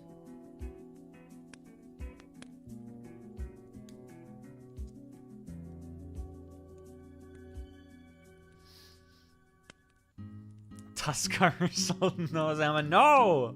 That's what I don't want. I should be like, an anonymous donor that's definitely not me is giving me the money to rent this server.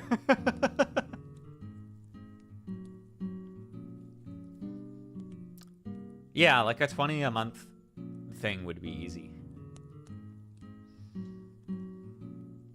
I think figuring out like where to get it hosted is tricky too, because like we're very international.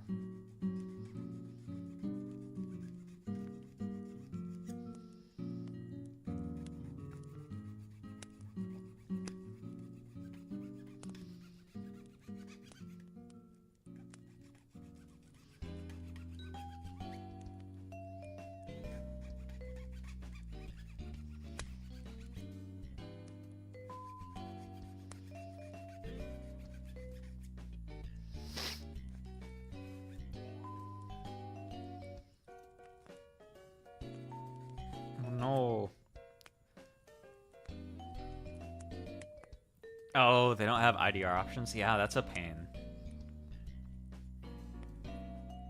And, like, online conversion rates are always really bad, usually, if you have to convert your money.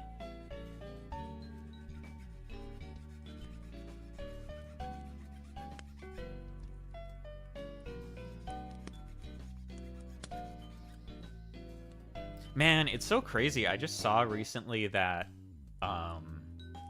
Japanese yen is at, like, over 150 yen to USD. It's insane. Oh, IDR is all-time weak right now, too? Yeah. It's crazy.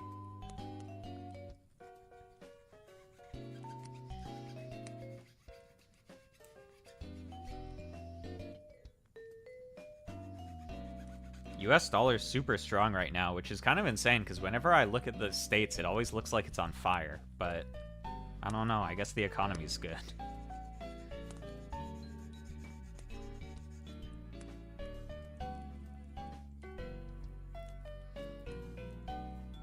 Oof. Yeah, that's bad.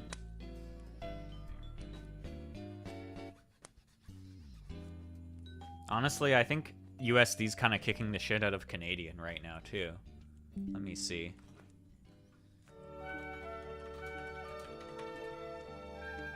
Oof. Yup.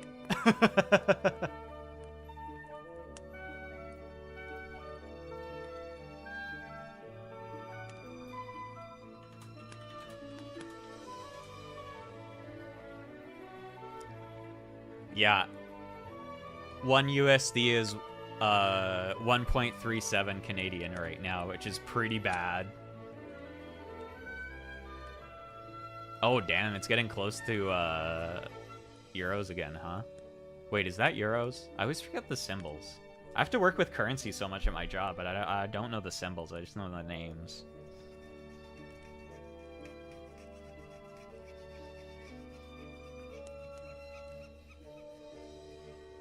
Yeah, that's true. The rich get richer.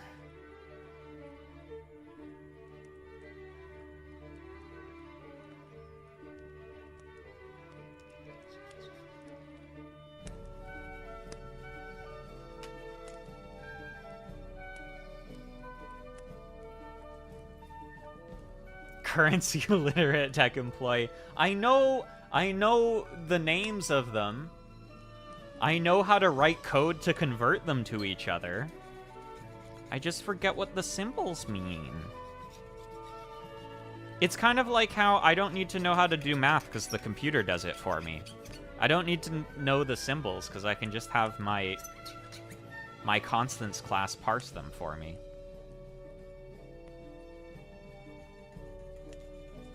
I just have currency dot parse symbol, and then it turns into a currency object.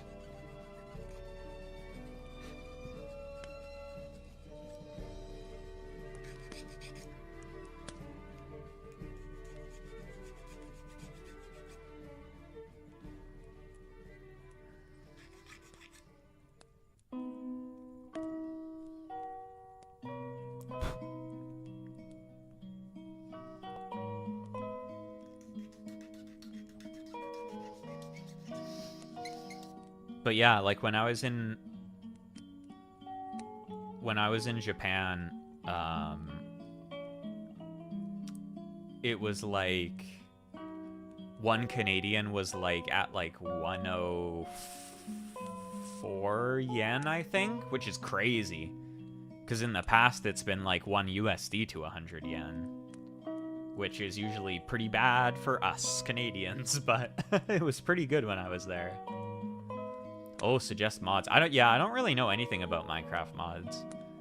Usually when I've played Minecraft, I just use like shaders on my own client, but I don't really add mods. Because to me, because I'm old, modern Minecraft already feels modded because there's all this crazy stuff in it that wasn't in Minecraft when I was a youth.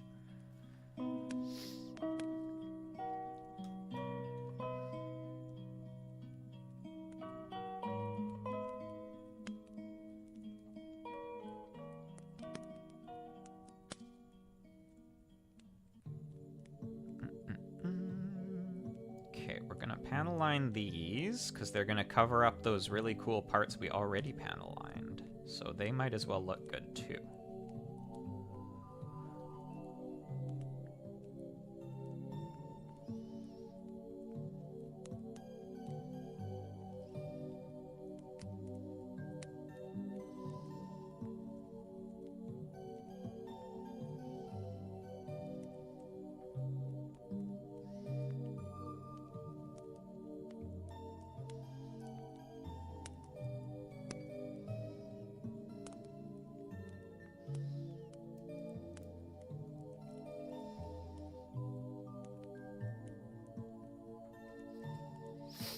But yeah, maybe I'll look into that a bit. See what options are out there.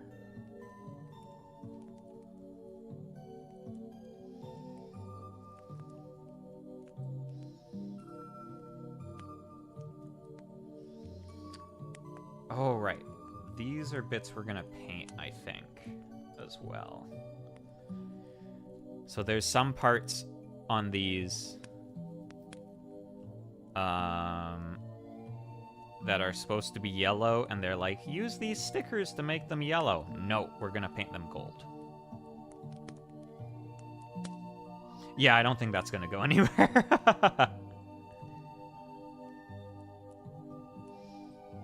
I just hope that if it's like linked on her server, she doesn't feel like stressed about needing to make sure it runs properly and people are behaving well.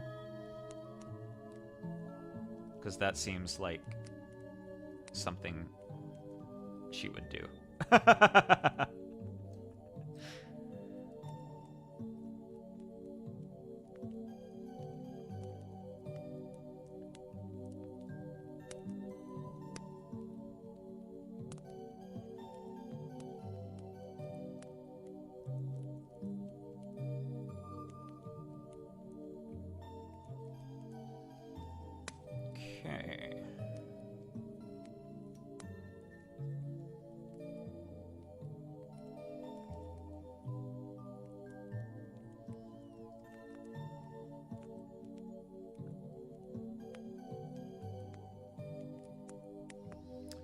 So panel lining, do I want to panel line these? Yes.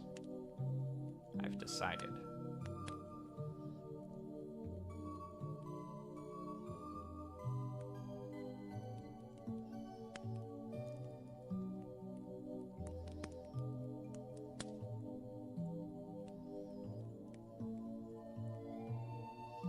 Oh, I'm getting hungry.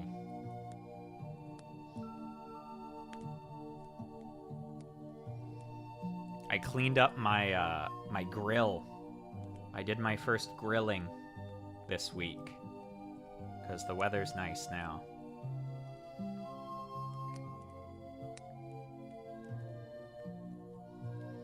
Structure generations, farming. Oh, so complicated. Summer officially started. No, it's still very much spring, but it's nice enough to grill. I really want to try smoking some brisket, because I've never done that before. But I've got like a pellet grill, so it can get hot enough to grill stuff on it, but you can smoke stuff with it too. And I really want to try smoking brisket, because I love brisket, but I've never tried making it myself.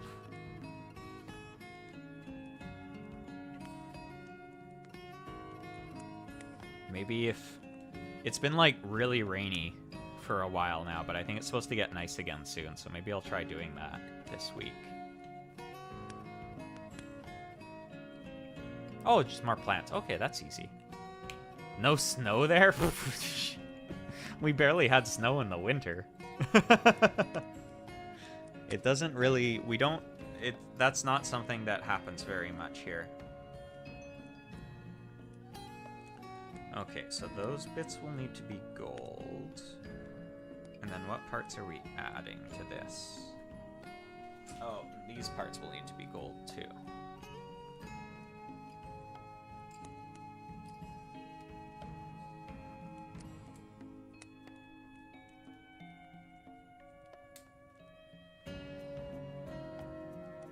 15 centimeters snow a couple days ago still. Ha!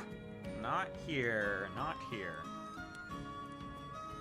I think we had like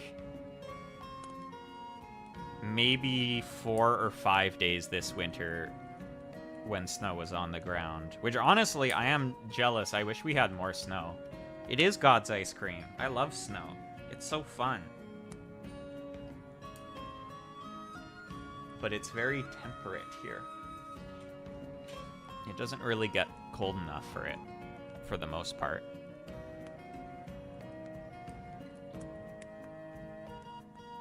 Sounds kind of sad. It is! Winter here is really sad. It's honestly super depressing. Because it's basically just dark and rainy. Yeah, they do that in the Quebecs. They pour the syrup in the snow and it makes like toffee. And they eat it.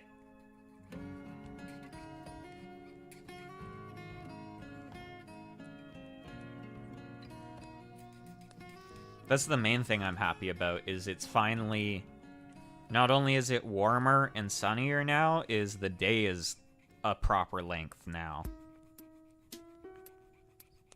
I get home from work and it's still sunny, the sun is still out, there's still several hours of daylight, it's not dark already, it's so awesome.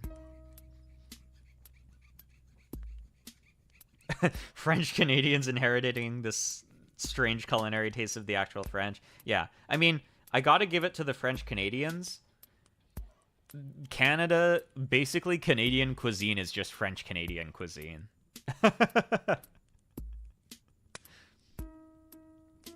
They're the only ones doing stuff that's weird enough to be, like, unique.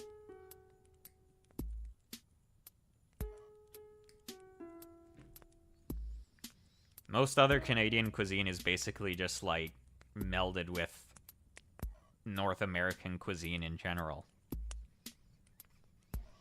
But French Canadians are out here putting syrup in the snow and making poutine and doing all kinds of cool stuff. So I gotta give them props for that.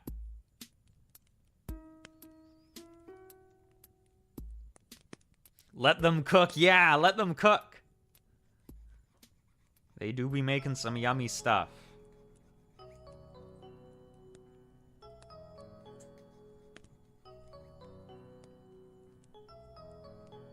I bet when Emily Crosscode was growing up on her farm with the cows, they put maple syrup in the snow.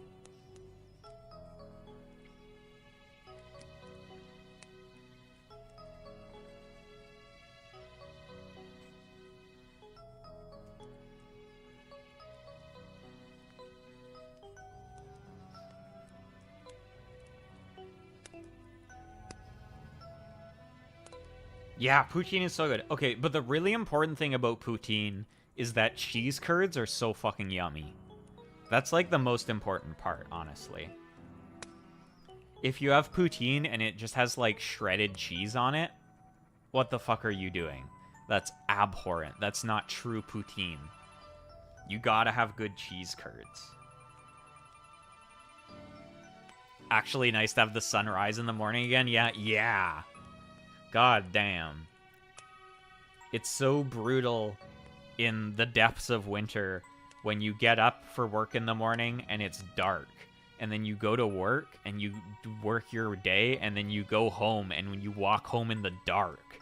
And it's fucked. I hate it so much. I'm so happy that I have time when I'm free and there's light.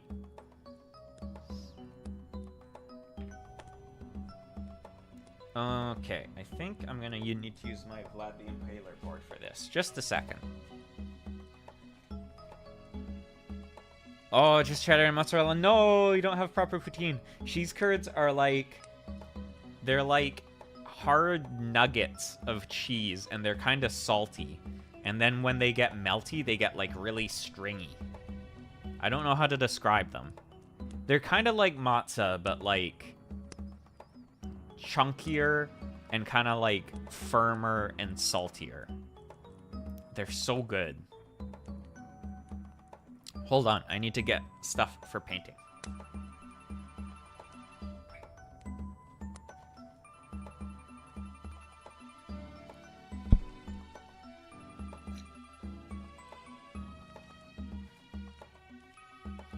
Yeah, it always makes me sad when there's poutine and it just has shredded cheese on it.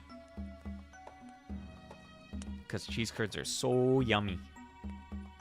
Okay, where is this going to go? I think this piece will be hidden, so I can clip it like that. And this I can clip like this.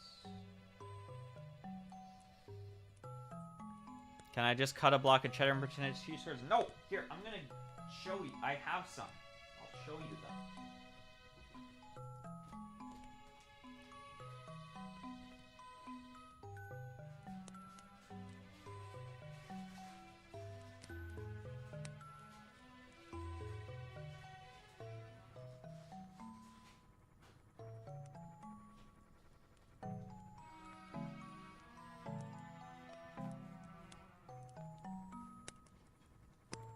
I'm also hungry, so this means I get to eat them.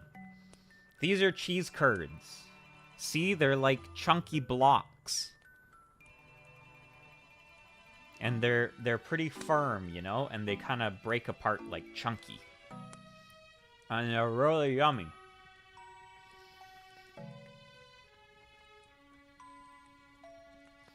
And they taste different than other cheese. Mmm, so good.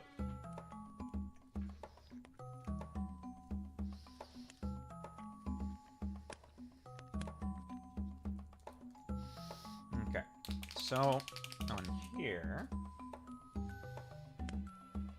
we are gonna paint these little bits.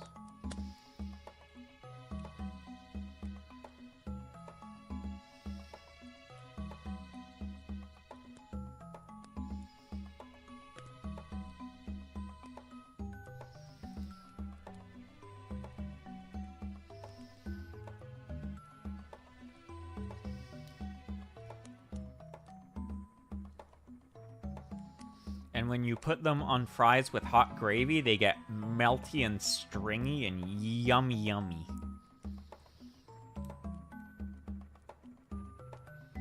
Man, I really want poutine now. Maybe I'll order poutine for dinner tonight.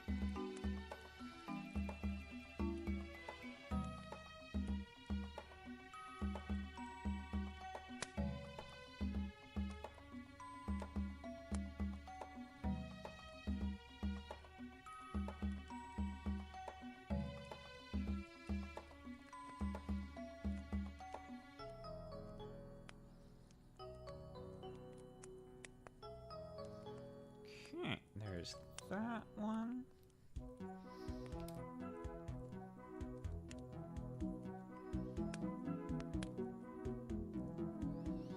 But yeah, I like having just like bagged cheese curds because they're good on like sandwiches or burgers and stuff too.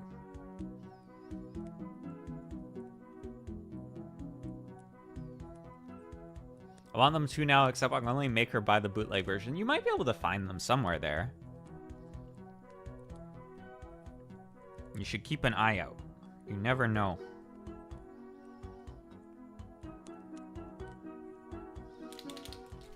I don't think it's like we guard the secret to making them or anything.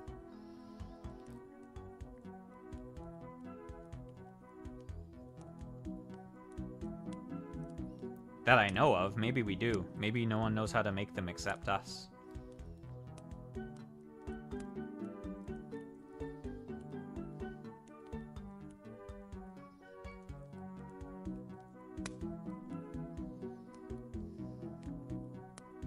Super secret. Like half of our GDP is just cheese curds.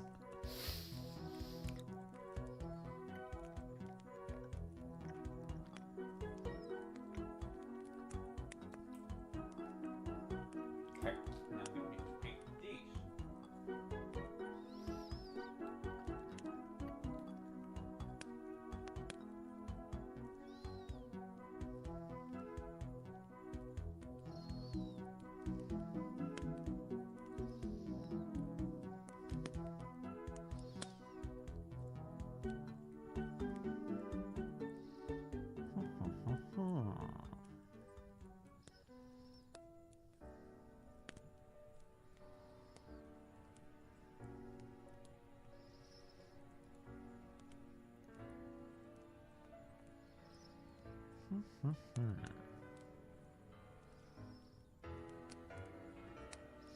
Gonna have a boy that can stand up soon. Pretty exciting. Yeah, I think that's the thing with, like, a lot of regional foods, is people just don't even know it's a thing. So unless it's like a specialty shop, it's often not sold. I have the same problem if I'm trying to get, like, ingredients to cook, like, Asian dishes, is a lot of times I have to go to, like, a specialty store. It's super annoying to buy, like, MSG here. Like, places just don't have it.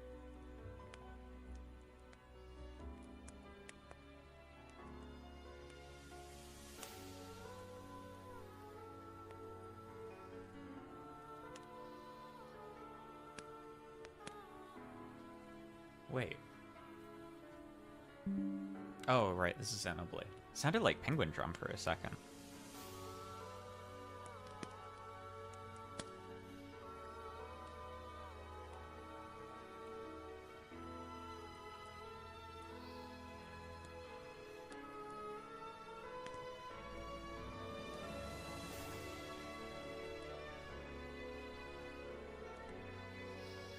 But I'm gonna have to find some good meats if I'm gonna make brisket this week.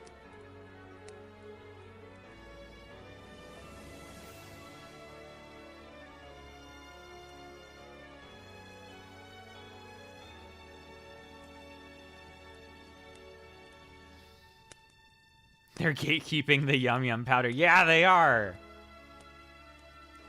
I think it's because we had, like, that dumb thing in, like, I don't know, like, quite a few years ago, where there was this weird thing where they were like, oh, MSG's super bad for you. And so, like, that's kind of perpetuated here, even though it's, like, not really any worse for you than normal salt. And we have, like, shitloads of normal salt on everything, but they're like, oh no, MSG.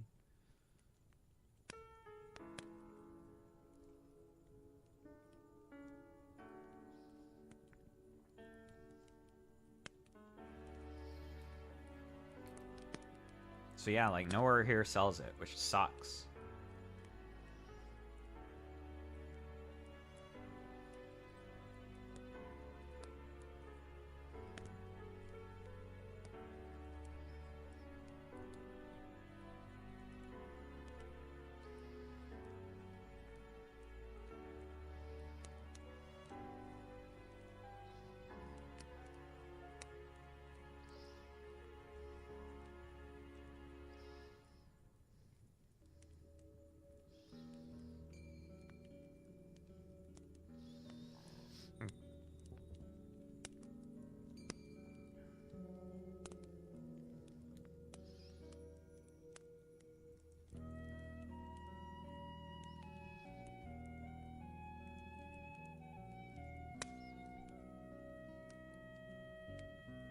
Sorry, I'm concentrating.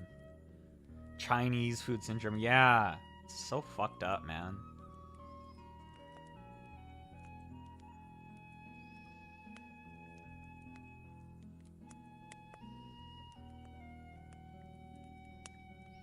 It's not enough to be fucking racist to people. We have to be racist to their food seasoning now, too? Jesus Christ.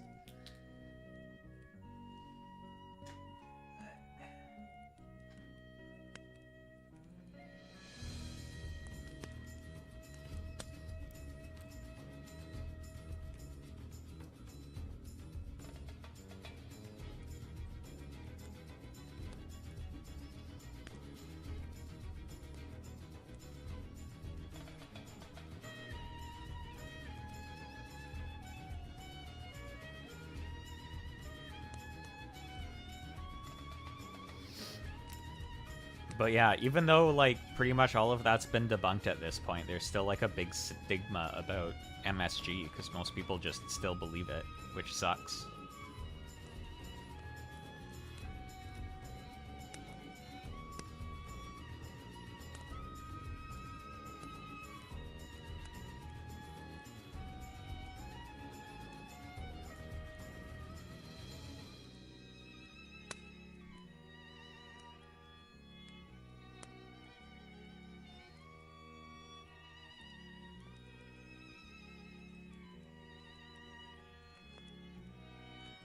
Poutine will cause cancer. Honestly, poutine is not healthy for you. So maybe they have a point. It's like, what if we took French fries, which is already not very good for you, and then we added, like, fucking gravy and cheese, like...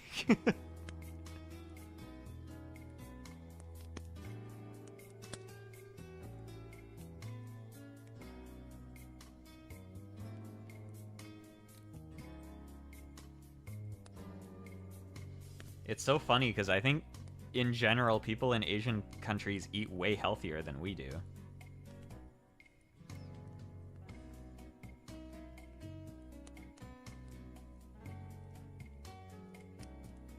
Although I think a lot of that is just in regards to, like, serving sizes, too. Like, serving sizes in North America are so big. I think that's a big part of, like, the obesity problem here.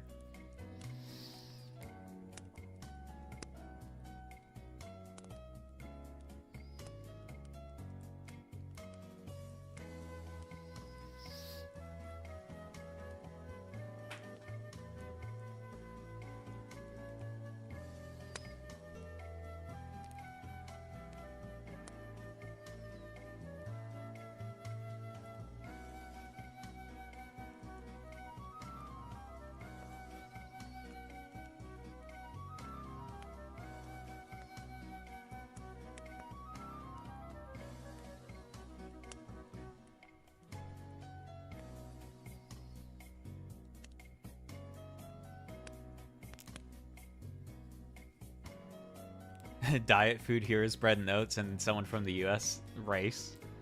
Yeah, I think it's just like a grass is always greener situation, maybe.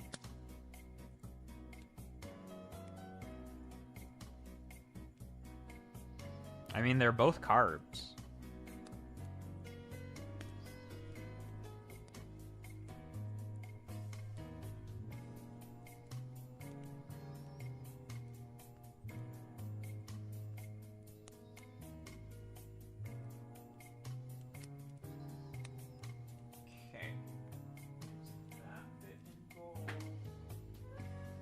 Let that bad boy dry. Do we need anything else for this leg?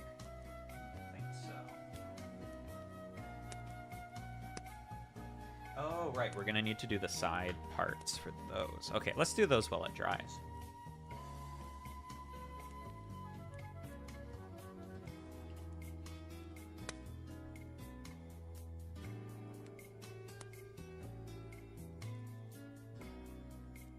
D5 and D6.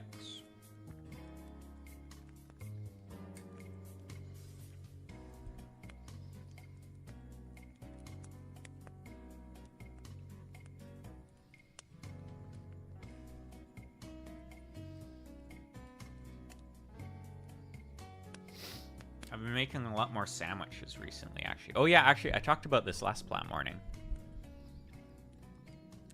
Is, my relationship with sandwiches has changed because I've started toasting the bread. And a sandwich becomes like 100 times better if you toast the bread. Find it funny that one day we just decided, like, let's bully British food out of nowhere. I don't think it's entirely out of nowhere. I think it's also just that their food is very easily bullyable.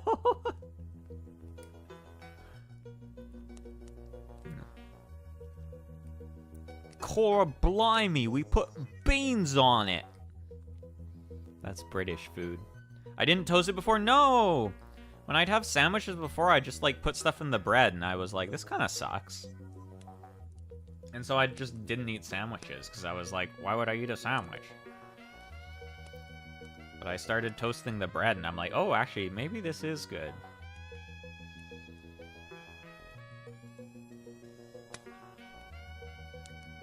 God, I saw this comment on a YouTube video recently. It cracked me up. Someone was like, man, Xenoblade was so good that it made me start considering British people as, like, normal human beings.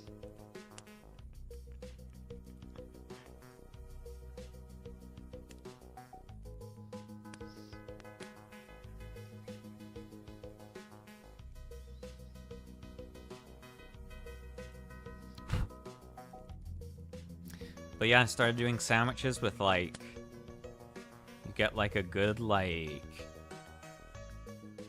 baguette and some mustard and some mayo, some spinach, some meat, some Swiss cheese.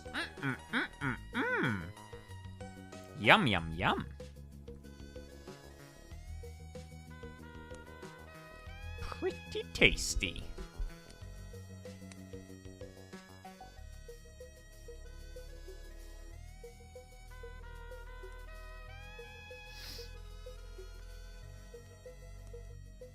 I don't have a toaster oven though, so I just put my oven onto broil, which feels kind of overkill to toast like a single piece of bread, but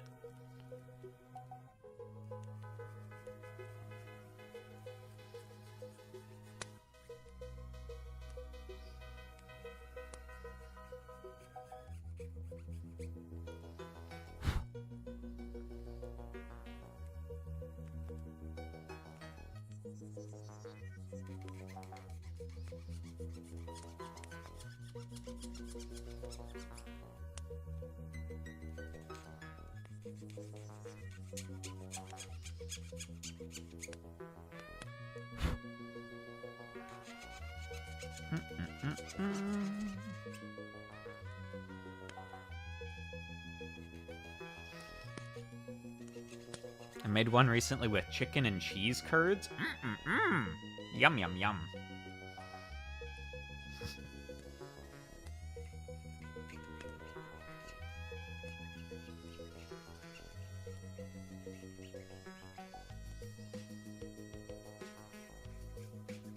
And then, yeah, I did burgers on the grill this week, too, which were good. Dedicated open broiler just for toasting bread. Oh, that sounds useful, yeah. I wonder, actually, I should check, because I have an air fryer. I wonder if it has a toast button where it just doesn't turn the fan on. Because I think, actually, some of the, like, longer baguettes probably wouldn't fit in there. Because it's not that big. Guess I can just keep using my oven. It works fine. Ooh, yeah, make some fried rice.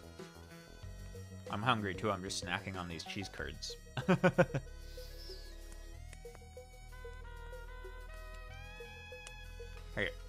Got these bits. And then we need I-26 and H-32.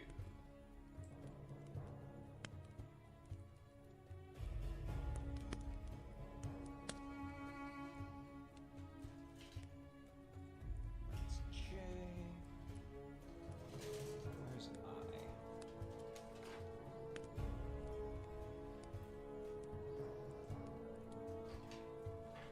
Oh, H. We need H as well. 32, 32, 32.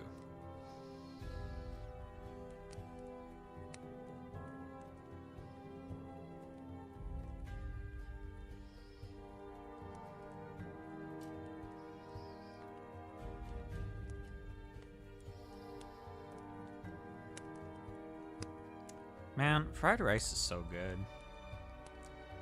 Whoever the first person was who, like, made rice, and they were like, I could eat this as it is, but what if I fried it, though? What a genius.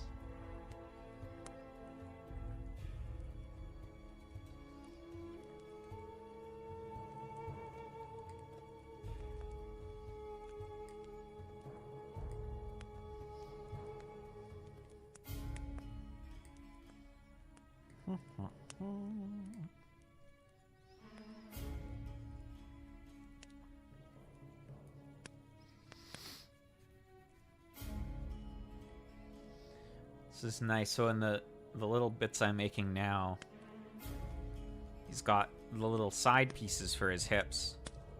They've got little pockets for his lightsabers.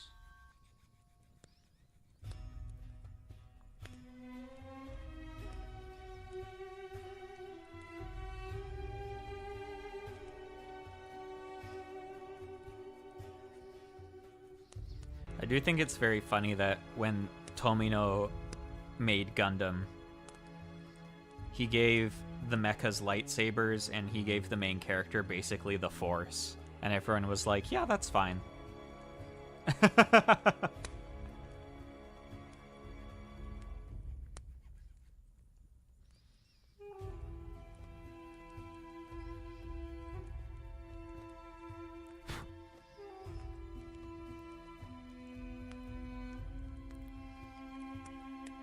Because being a new type in Gundam is pretty much just like being Force sensitive in Star Wars.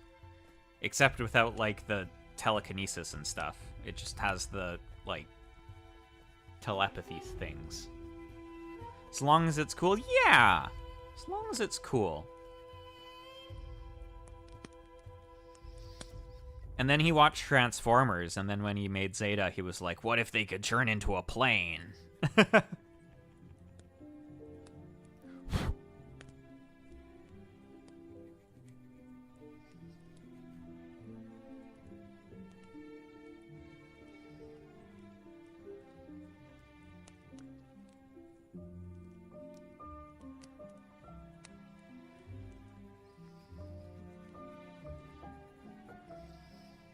It's crazy to think the original Gundam is 45 years old. It's a long time.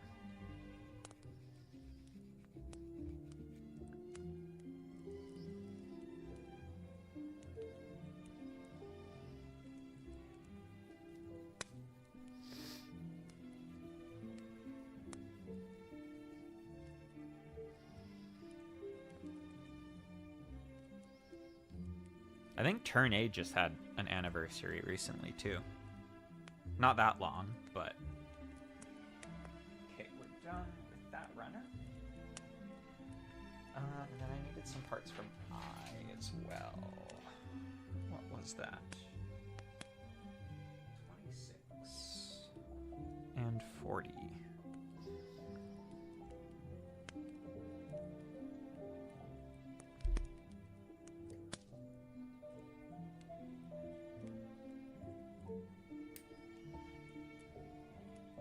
That. And 40, 40, 40, 40. And where are you? Oh, that was 40. Wait. Eh? I-26. I-40. Did I already cut this out? Uh-oh. Did I cut it out and I put it somewhere and I don't know where it is now? Uh-oh. Uh-oh. Well... I can cut out the rest of the bits first. Maybe I'll remember where I put it.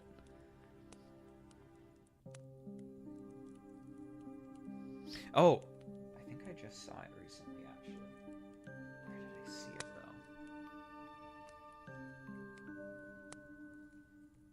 though? Aha! I found it. I think I accidentally cut this piece out when I was building something else. And then I thought, uh-oh, I better not lose this until I need it.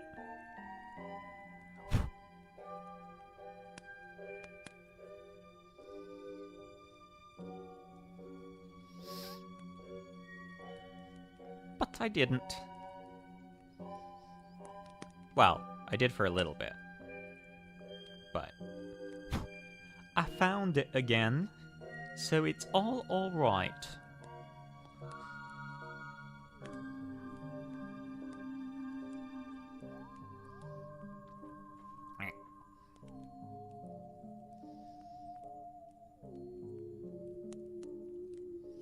There's that. Yeah, I wouldn't have been able to build his lightsaber pocket without it. Would have only been able to hold one lightsaber.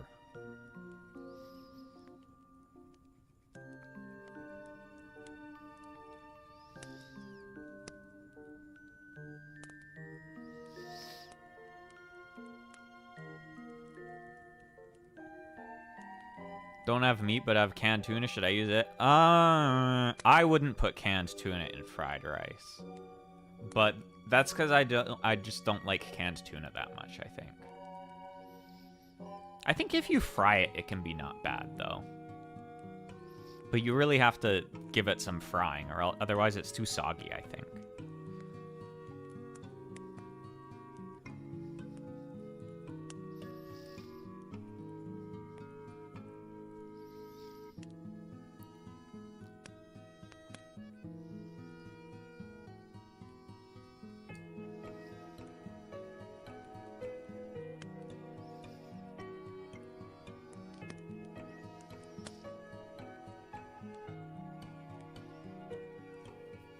Yeah, I think as long as you put the tuna in the pan first and, like, fry it up for a bit before you add the rice, it's probably not bad.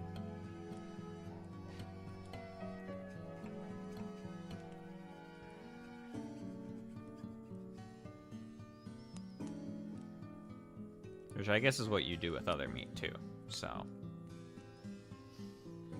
Okay, so there's those.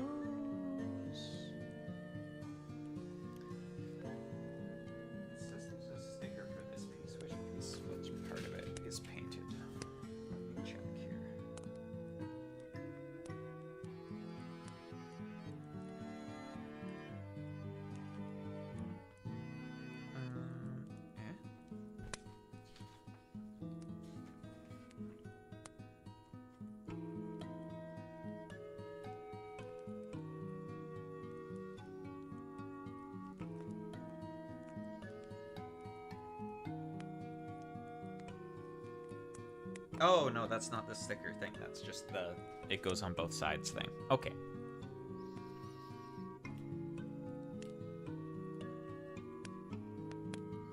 Oh.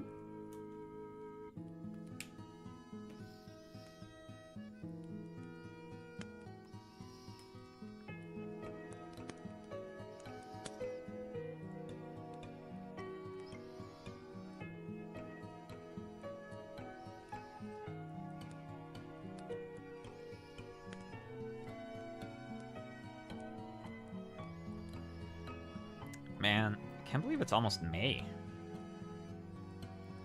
I feel like people always say this. Maybe old people always say this too. The year's gone by so quickly.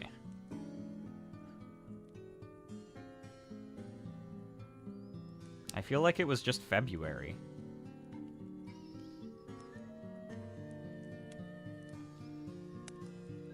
Hey, let him cook.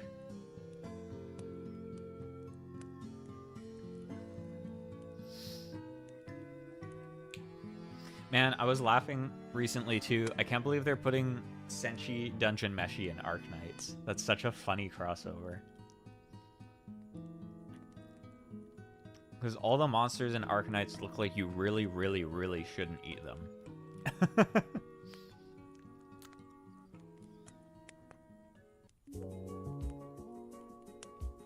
Because they're all caused by, like, the evil rock cancer.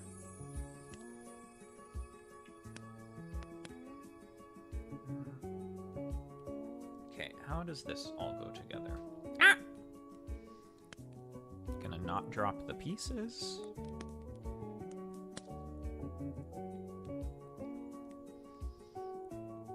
And the lightsaber goes in there. And then this goes in.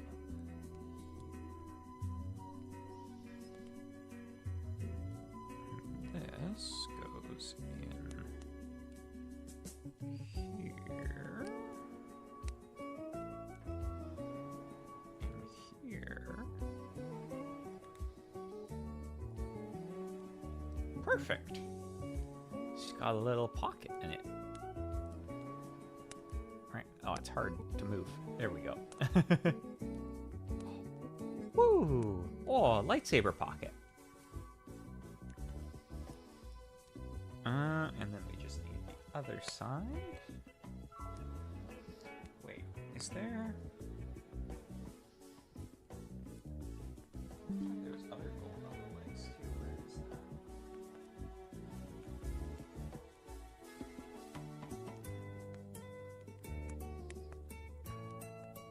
that? Is that? Oh, okay, that's from the piece. Okay. Hey! We painted some gold, and we talked about food, and I'm making his little lightsaber pockets for him to keep his lightsabers in. So I need the other D runner. Where is that?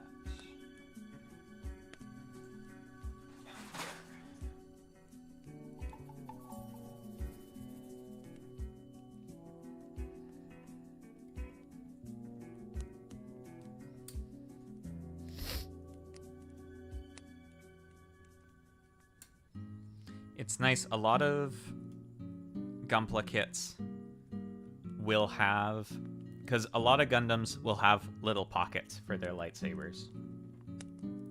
But a lot of Gunpla kits will have the pocket, but then the lightsaber handle is just molded into it. And you can't take it out. They just have it as a separate piece. But this one, it's actually in there. So when it flips open, boop! Oh, there's the lightsaber handle. You can take it out. It really works. Didn't realize he had lightsabers. Yeah, most Gundams have lightsabers. Although in Gundam, they're called beam sabers. But really, they're just lightsabers.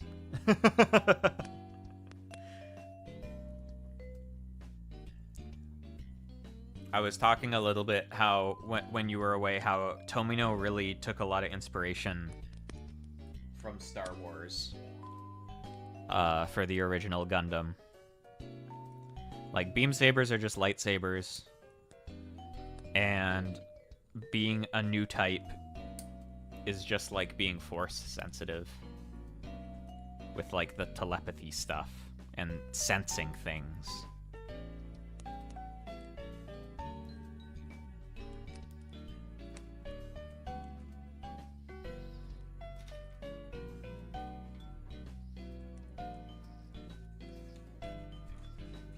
But it's with big mechas, so that's cooler.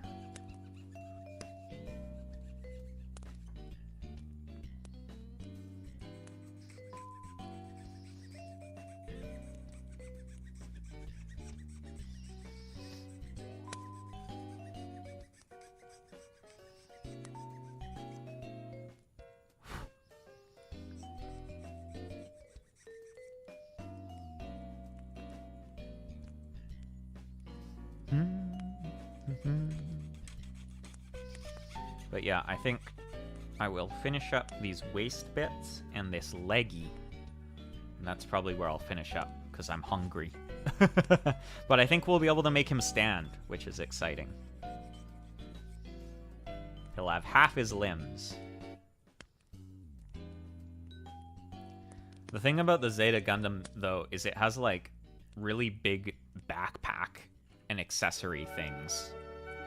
So even though we are going to be halfway done the limbs, we are still a ways away from finishing it.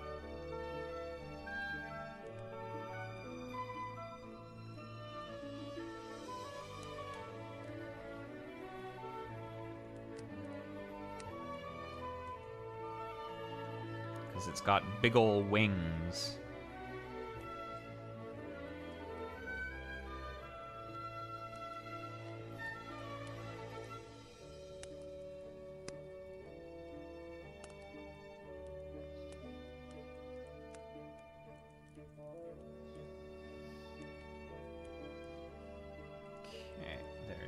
That, and then we just need to sand this piece.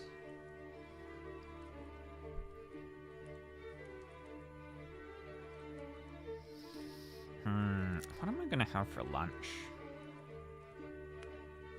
I'm not super hungry.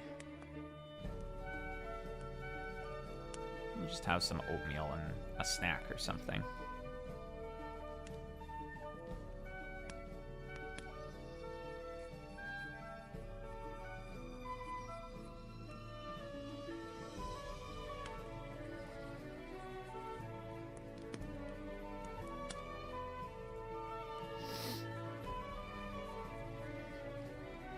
kind of want to have poutine for dinner now after we were talking about poutine.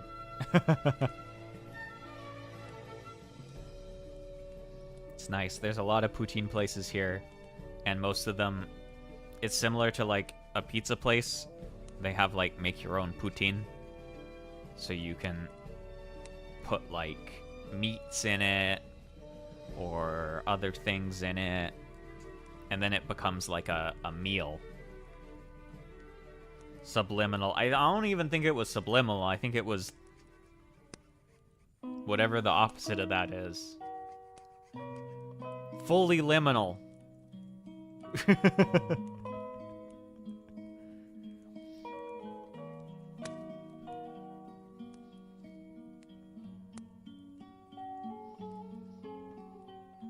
I should get sponsored by poutine.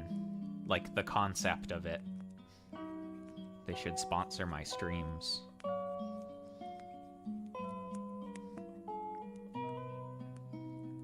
And then all the poutine places have to give me free poutine.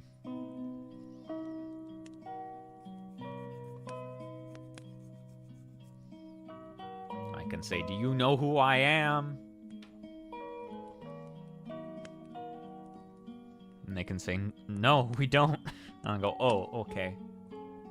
Well, you have to give me free poutine, though. Because I'm sponsored by it. No, not your shop. By the concept of poutine itself. Right, like that. Okay, there's his second lightsaber.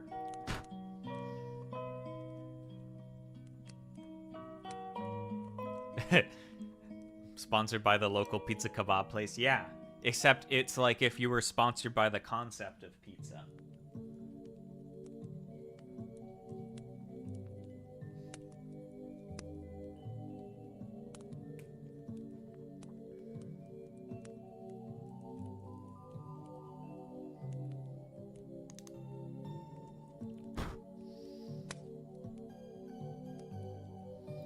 It's like I saw this AI generated ad once, and it didn't even have a link to anything. It was just like, have you ever thought about mouth-watering burgers before? And there wasn't a link. There was just a picture of a really good-looking burger.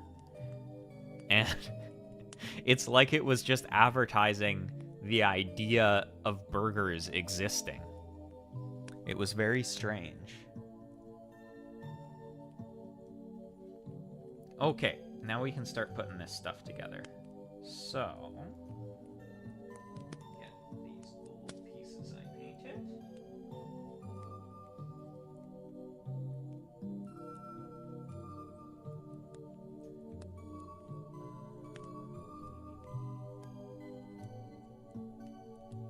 That's like this. Wait.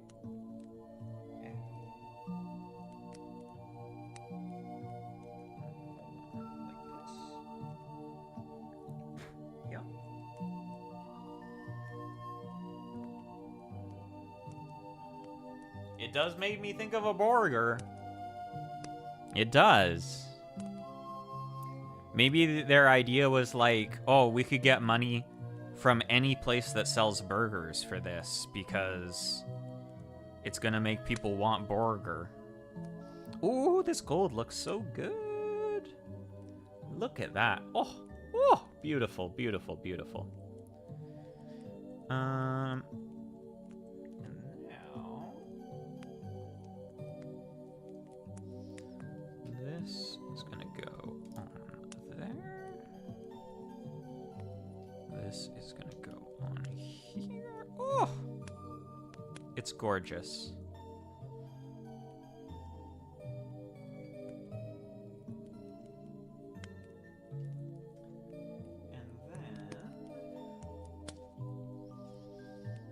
That's gonna go down here.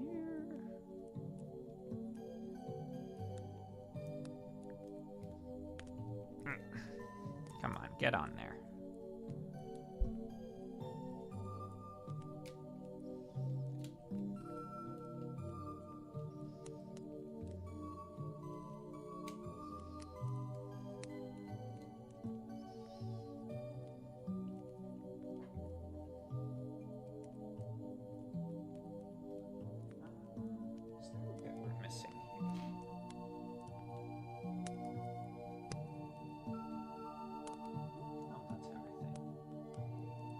this is supposed to be out a bit more.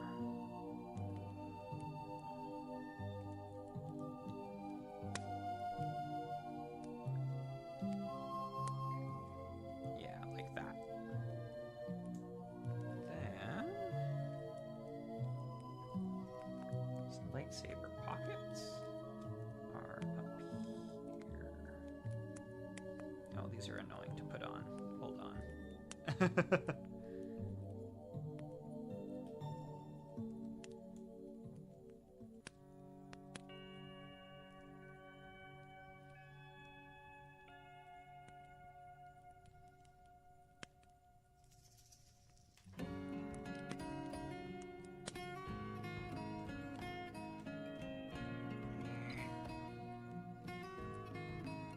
How is your fried rice?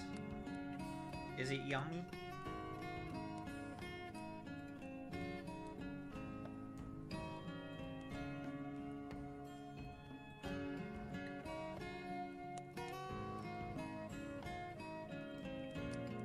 Ah, no, don't fall out. Right, these bits kind of get held on by the leggies. Well, let's see if we can get this one to stay without the leg on this side.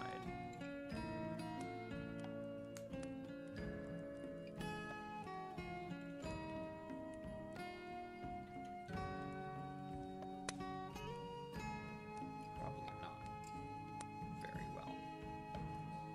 Sort of. Wow! Look at him! Look at those big old legs. A cat fried this rice? Yeah, it's nasi kucing.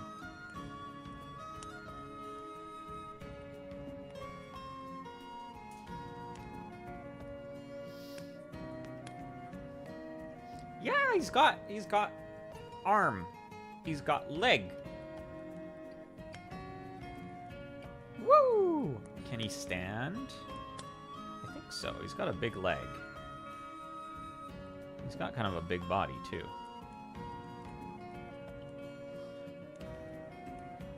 It's hard to make him balance. Oh! Woo! We did it! It's looking so good. And look at those gold details. Yum. There we go.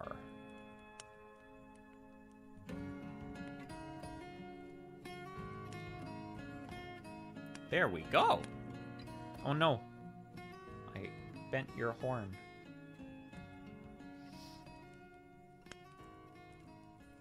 Whew. Alrighty. I think I will finish up here for today because I'm hungry. I want to go eat food. But yeah, I hope y'all have good times of day as well. And enjoy any food you may be eating as well. And I'll see you later. My work shouldn't be too busy this next week, so I should be able to have a schedule again. Yay! But yeah, for now, I will go. I will eat. And that's all.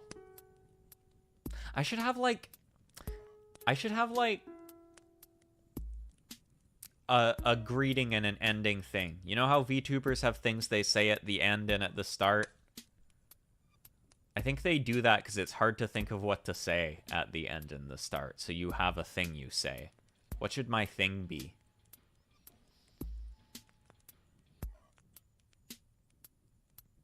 What if it's just bye? I usually say bye biking because I like that. It's cute. I'll just keep doing that. Yeah! It's like this. It's like this. Bye biking. Alright, for now, I will see you later. Bye biking.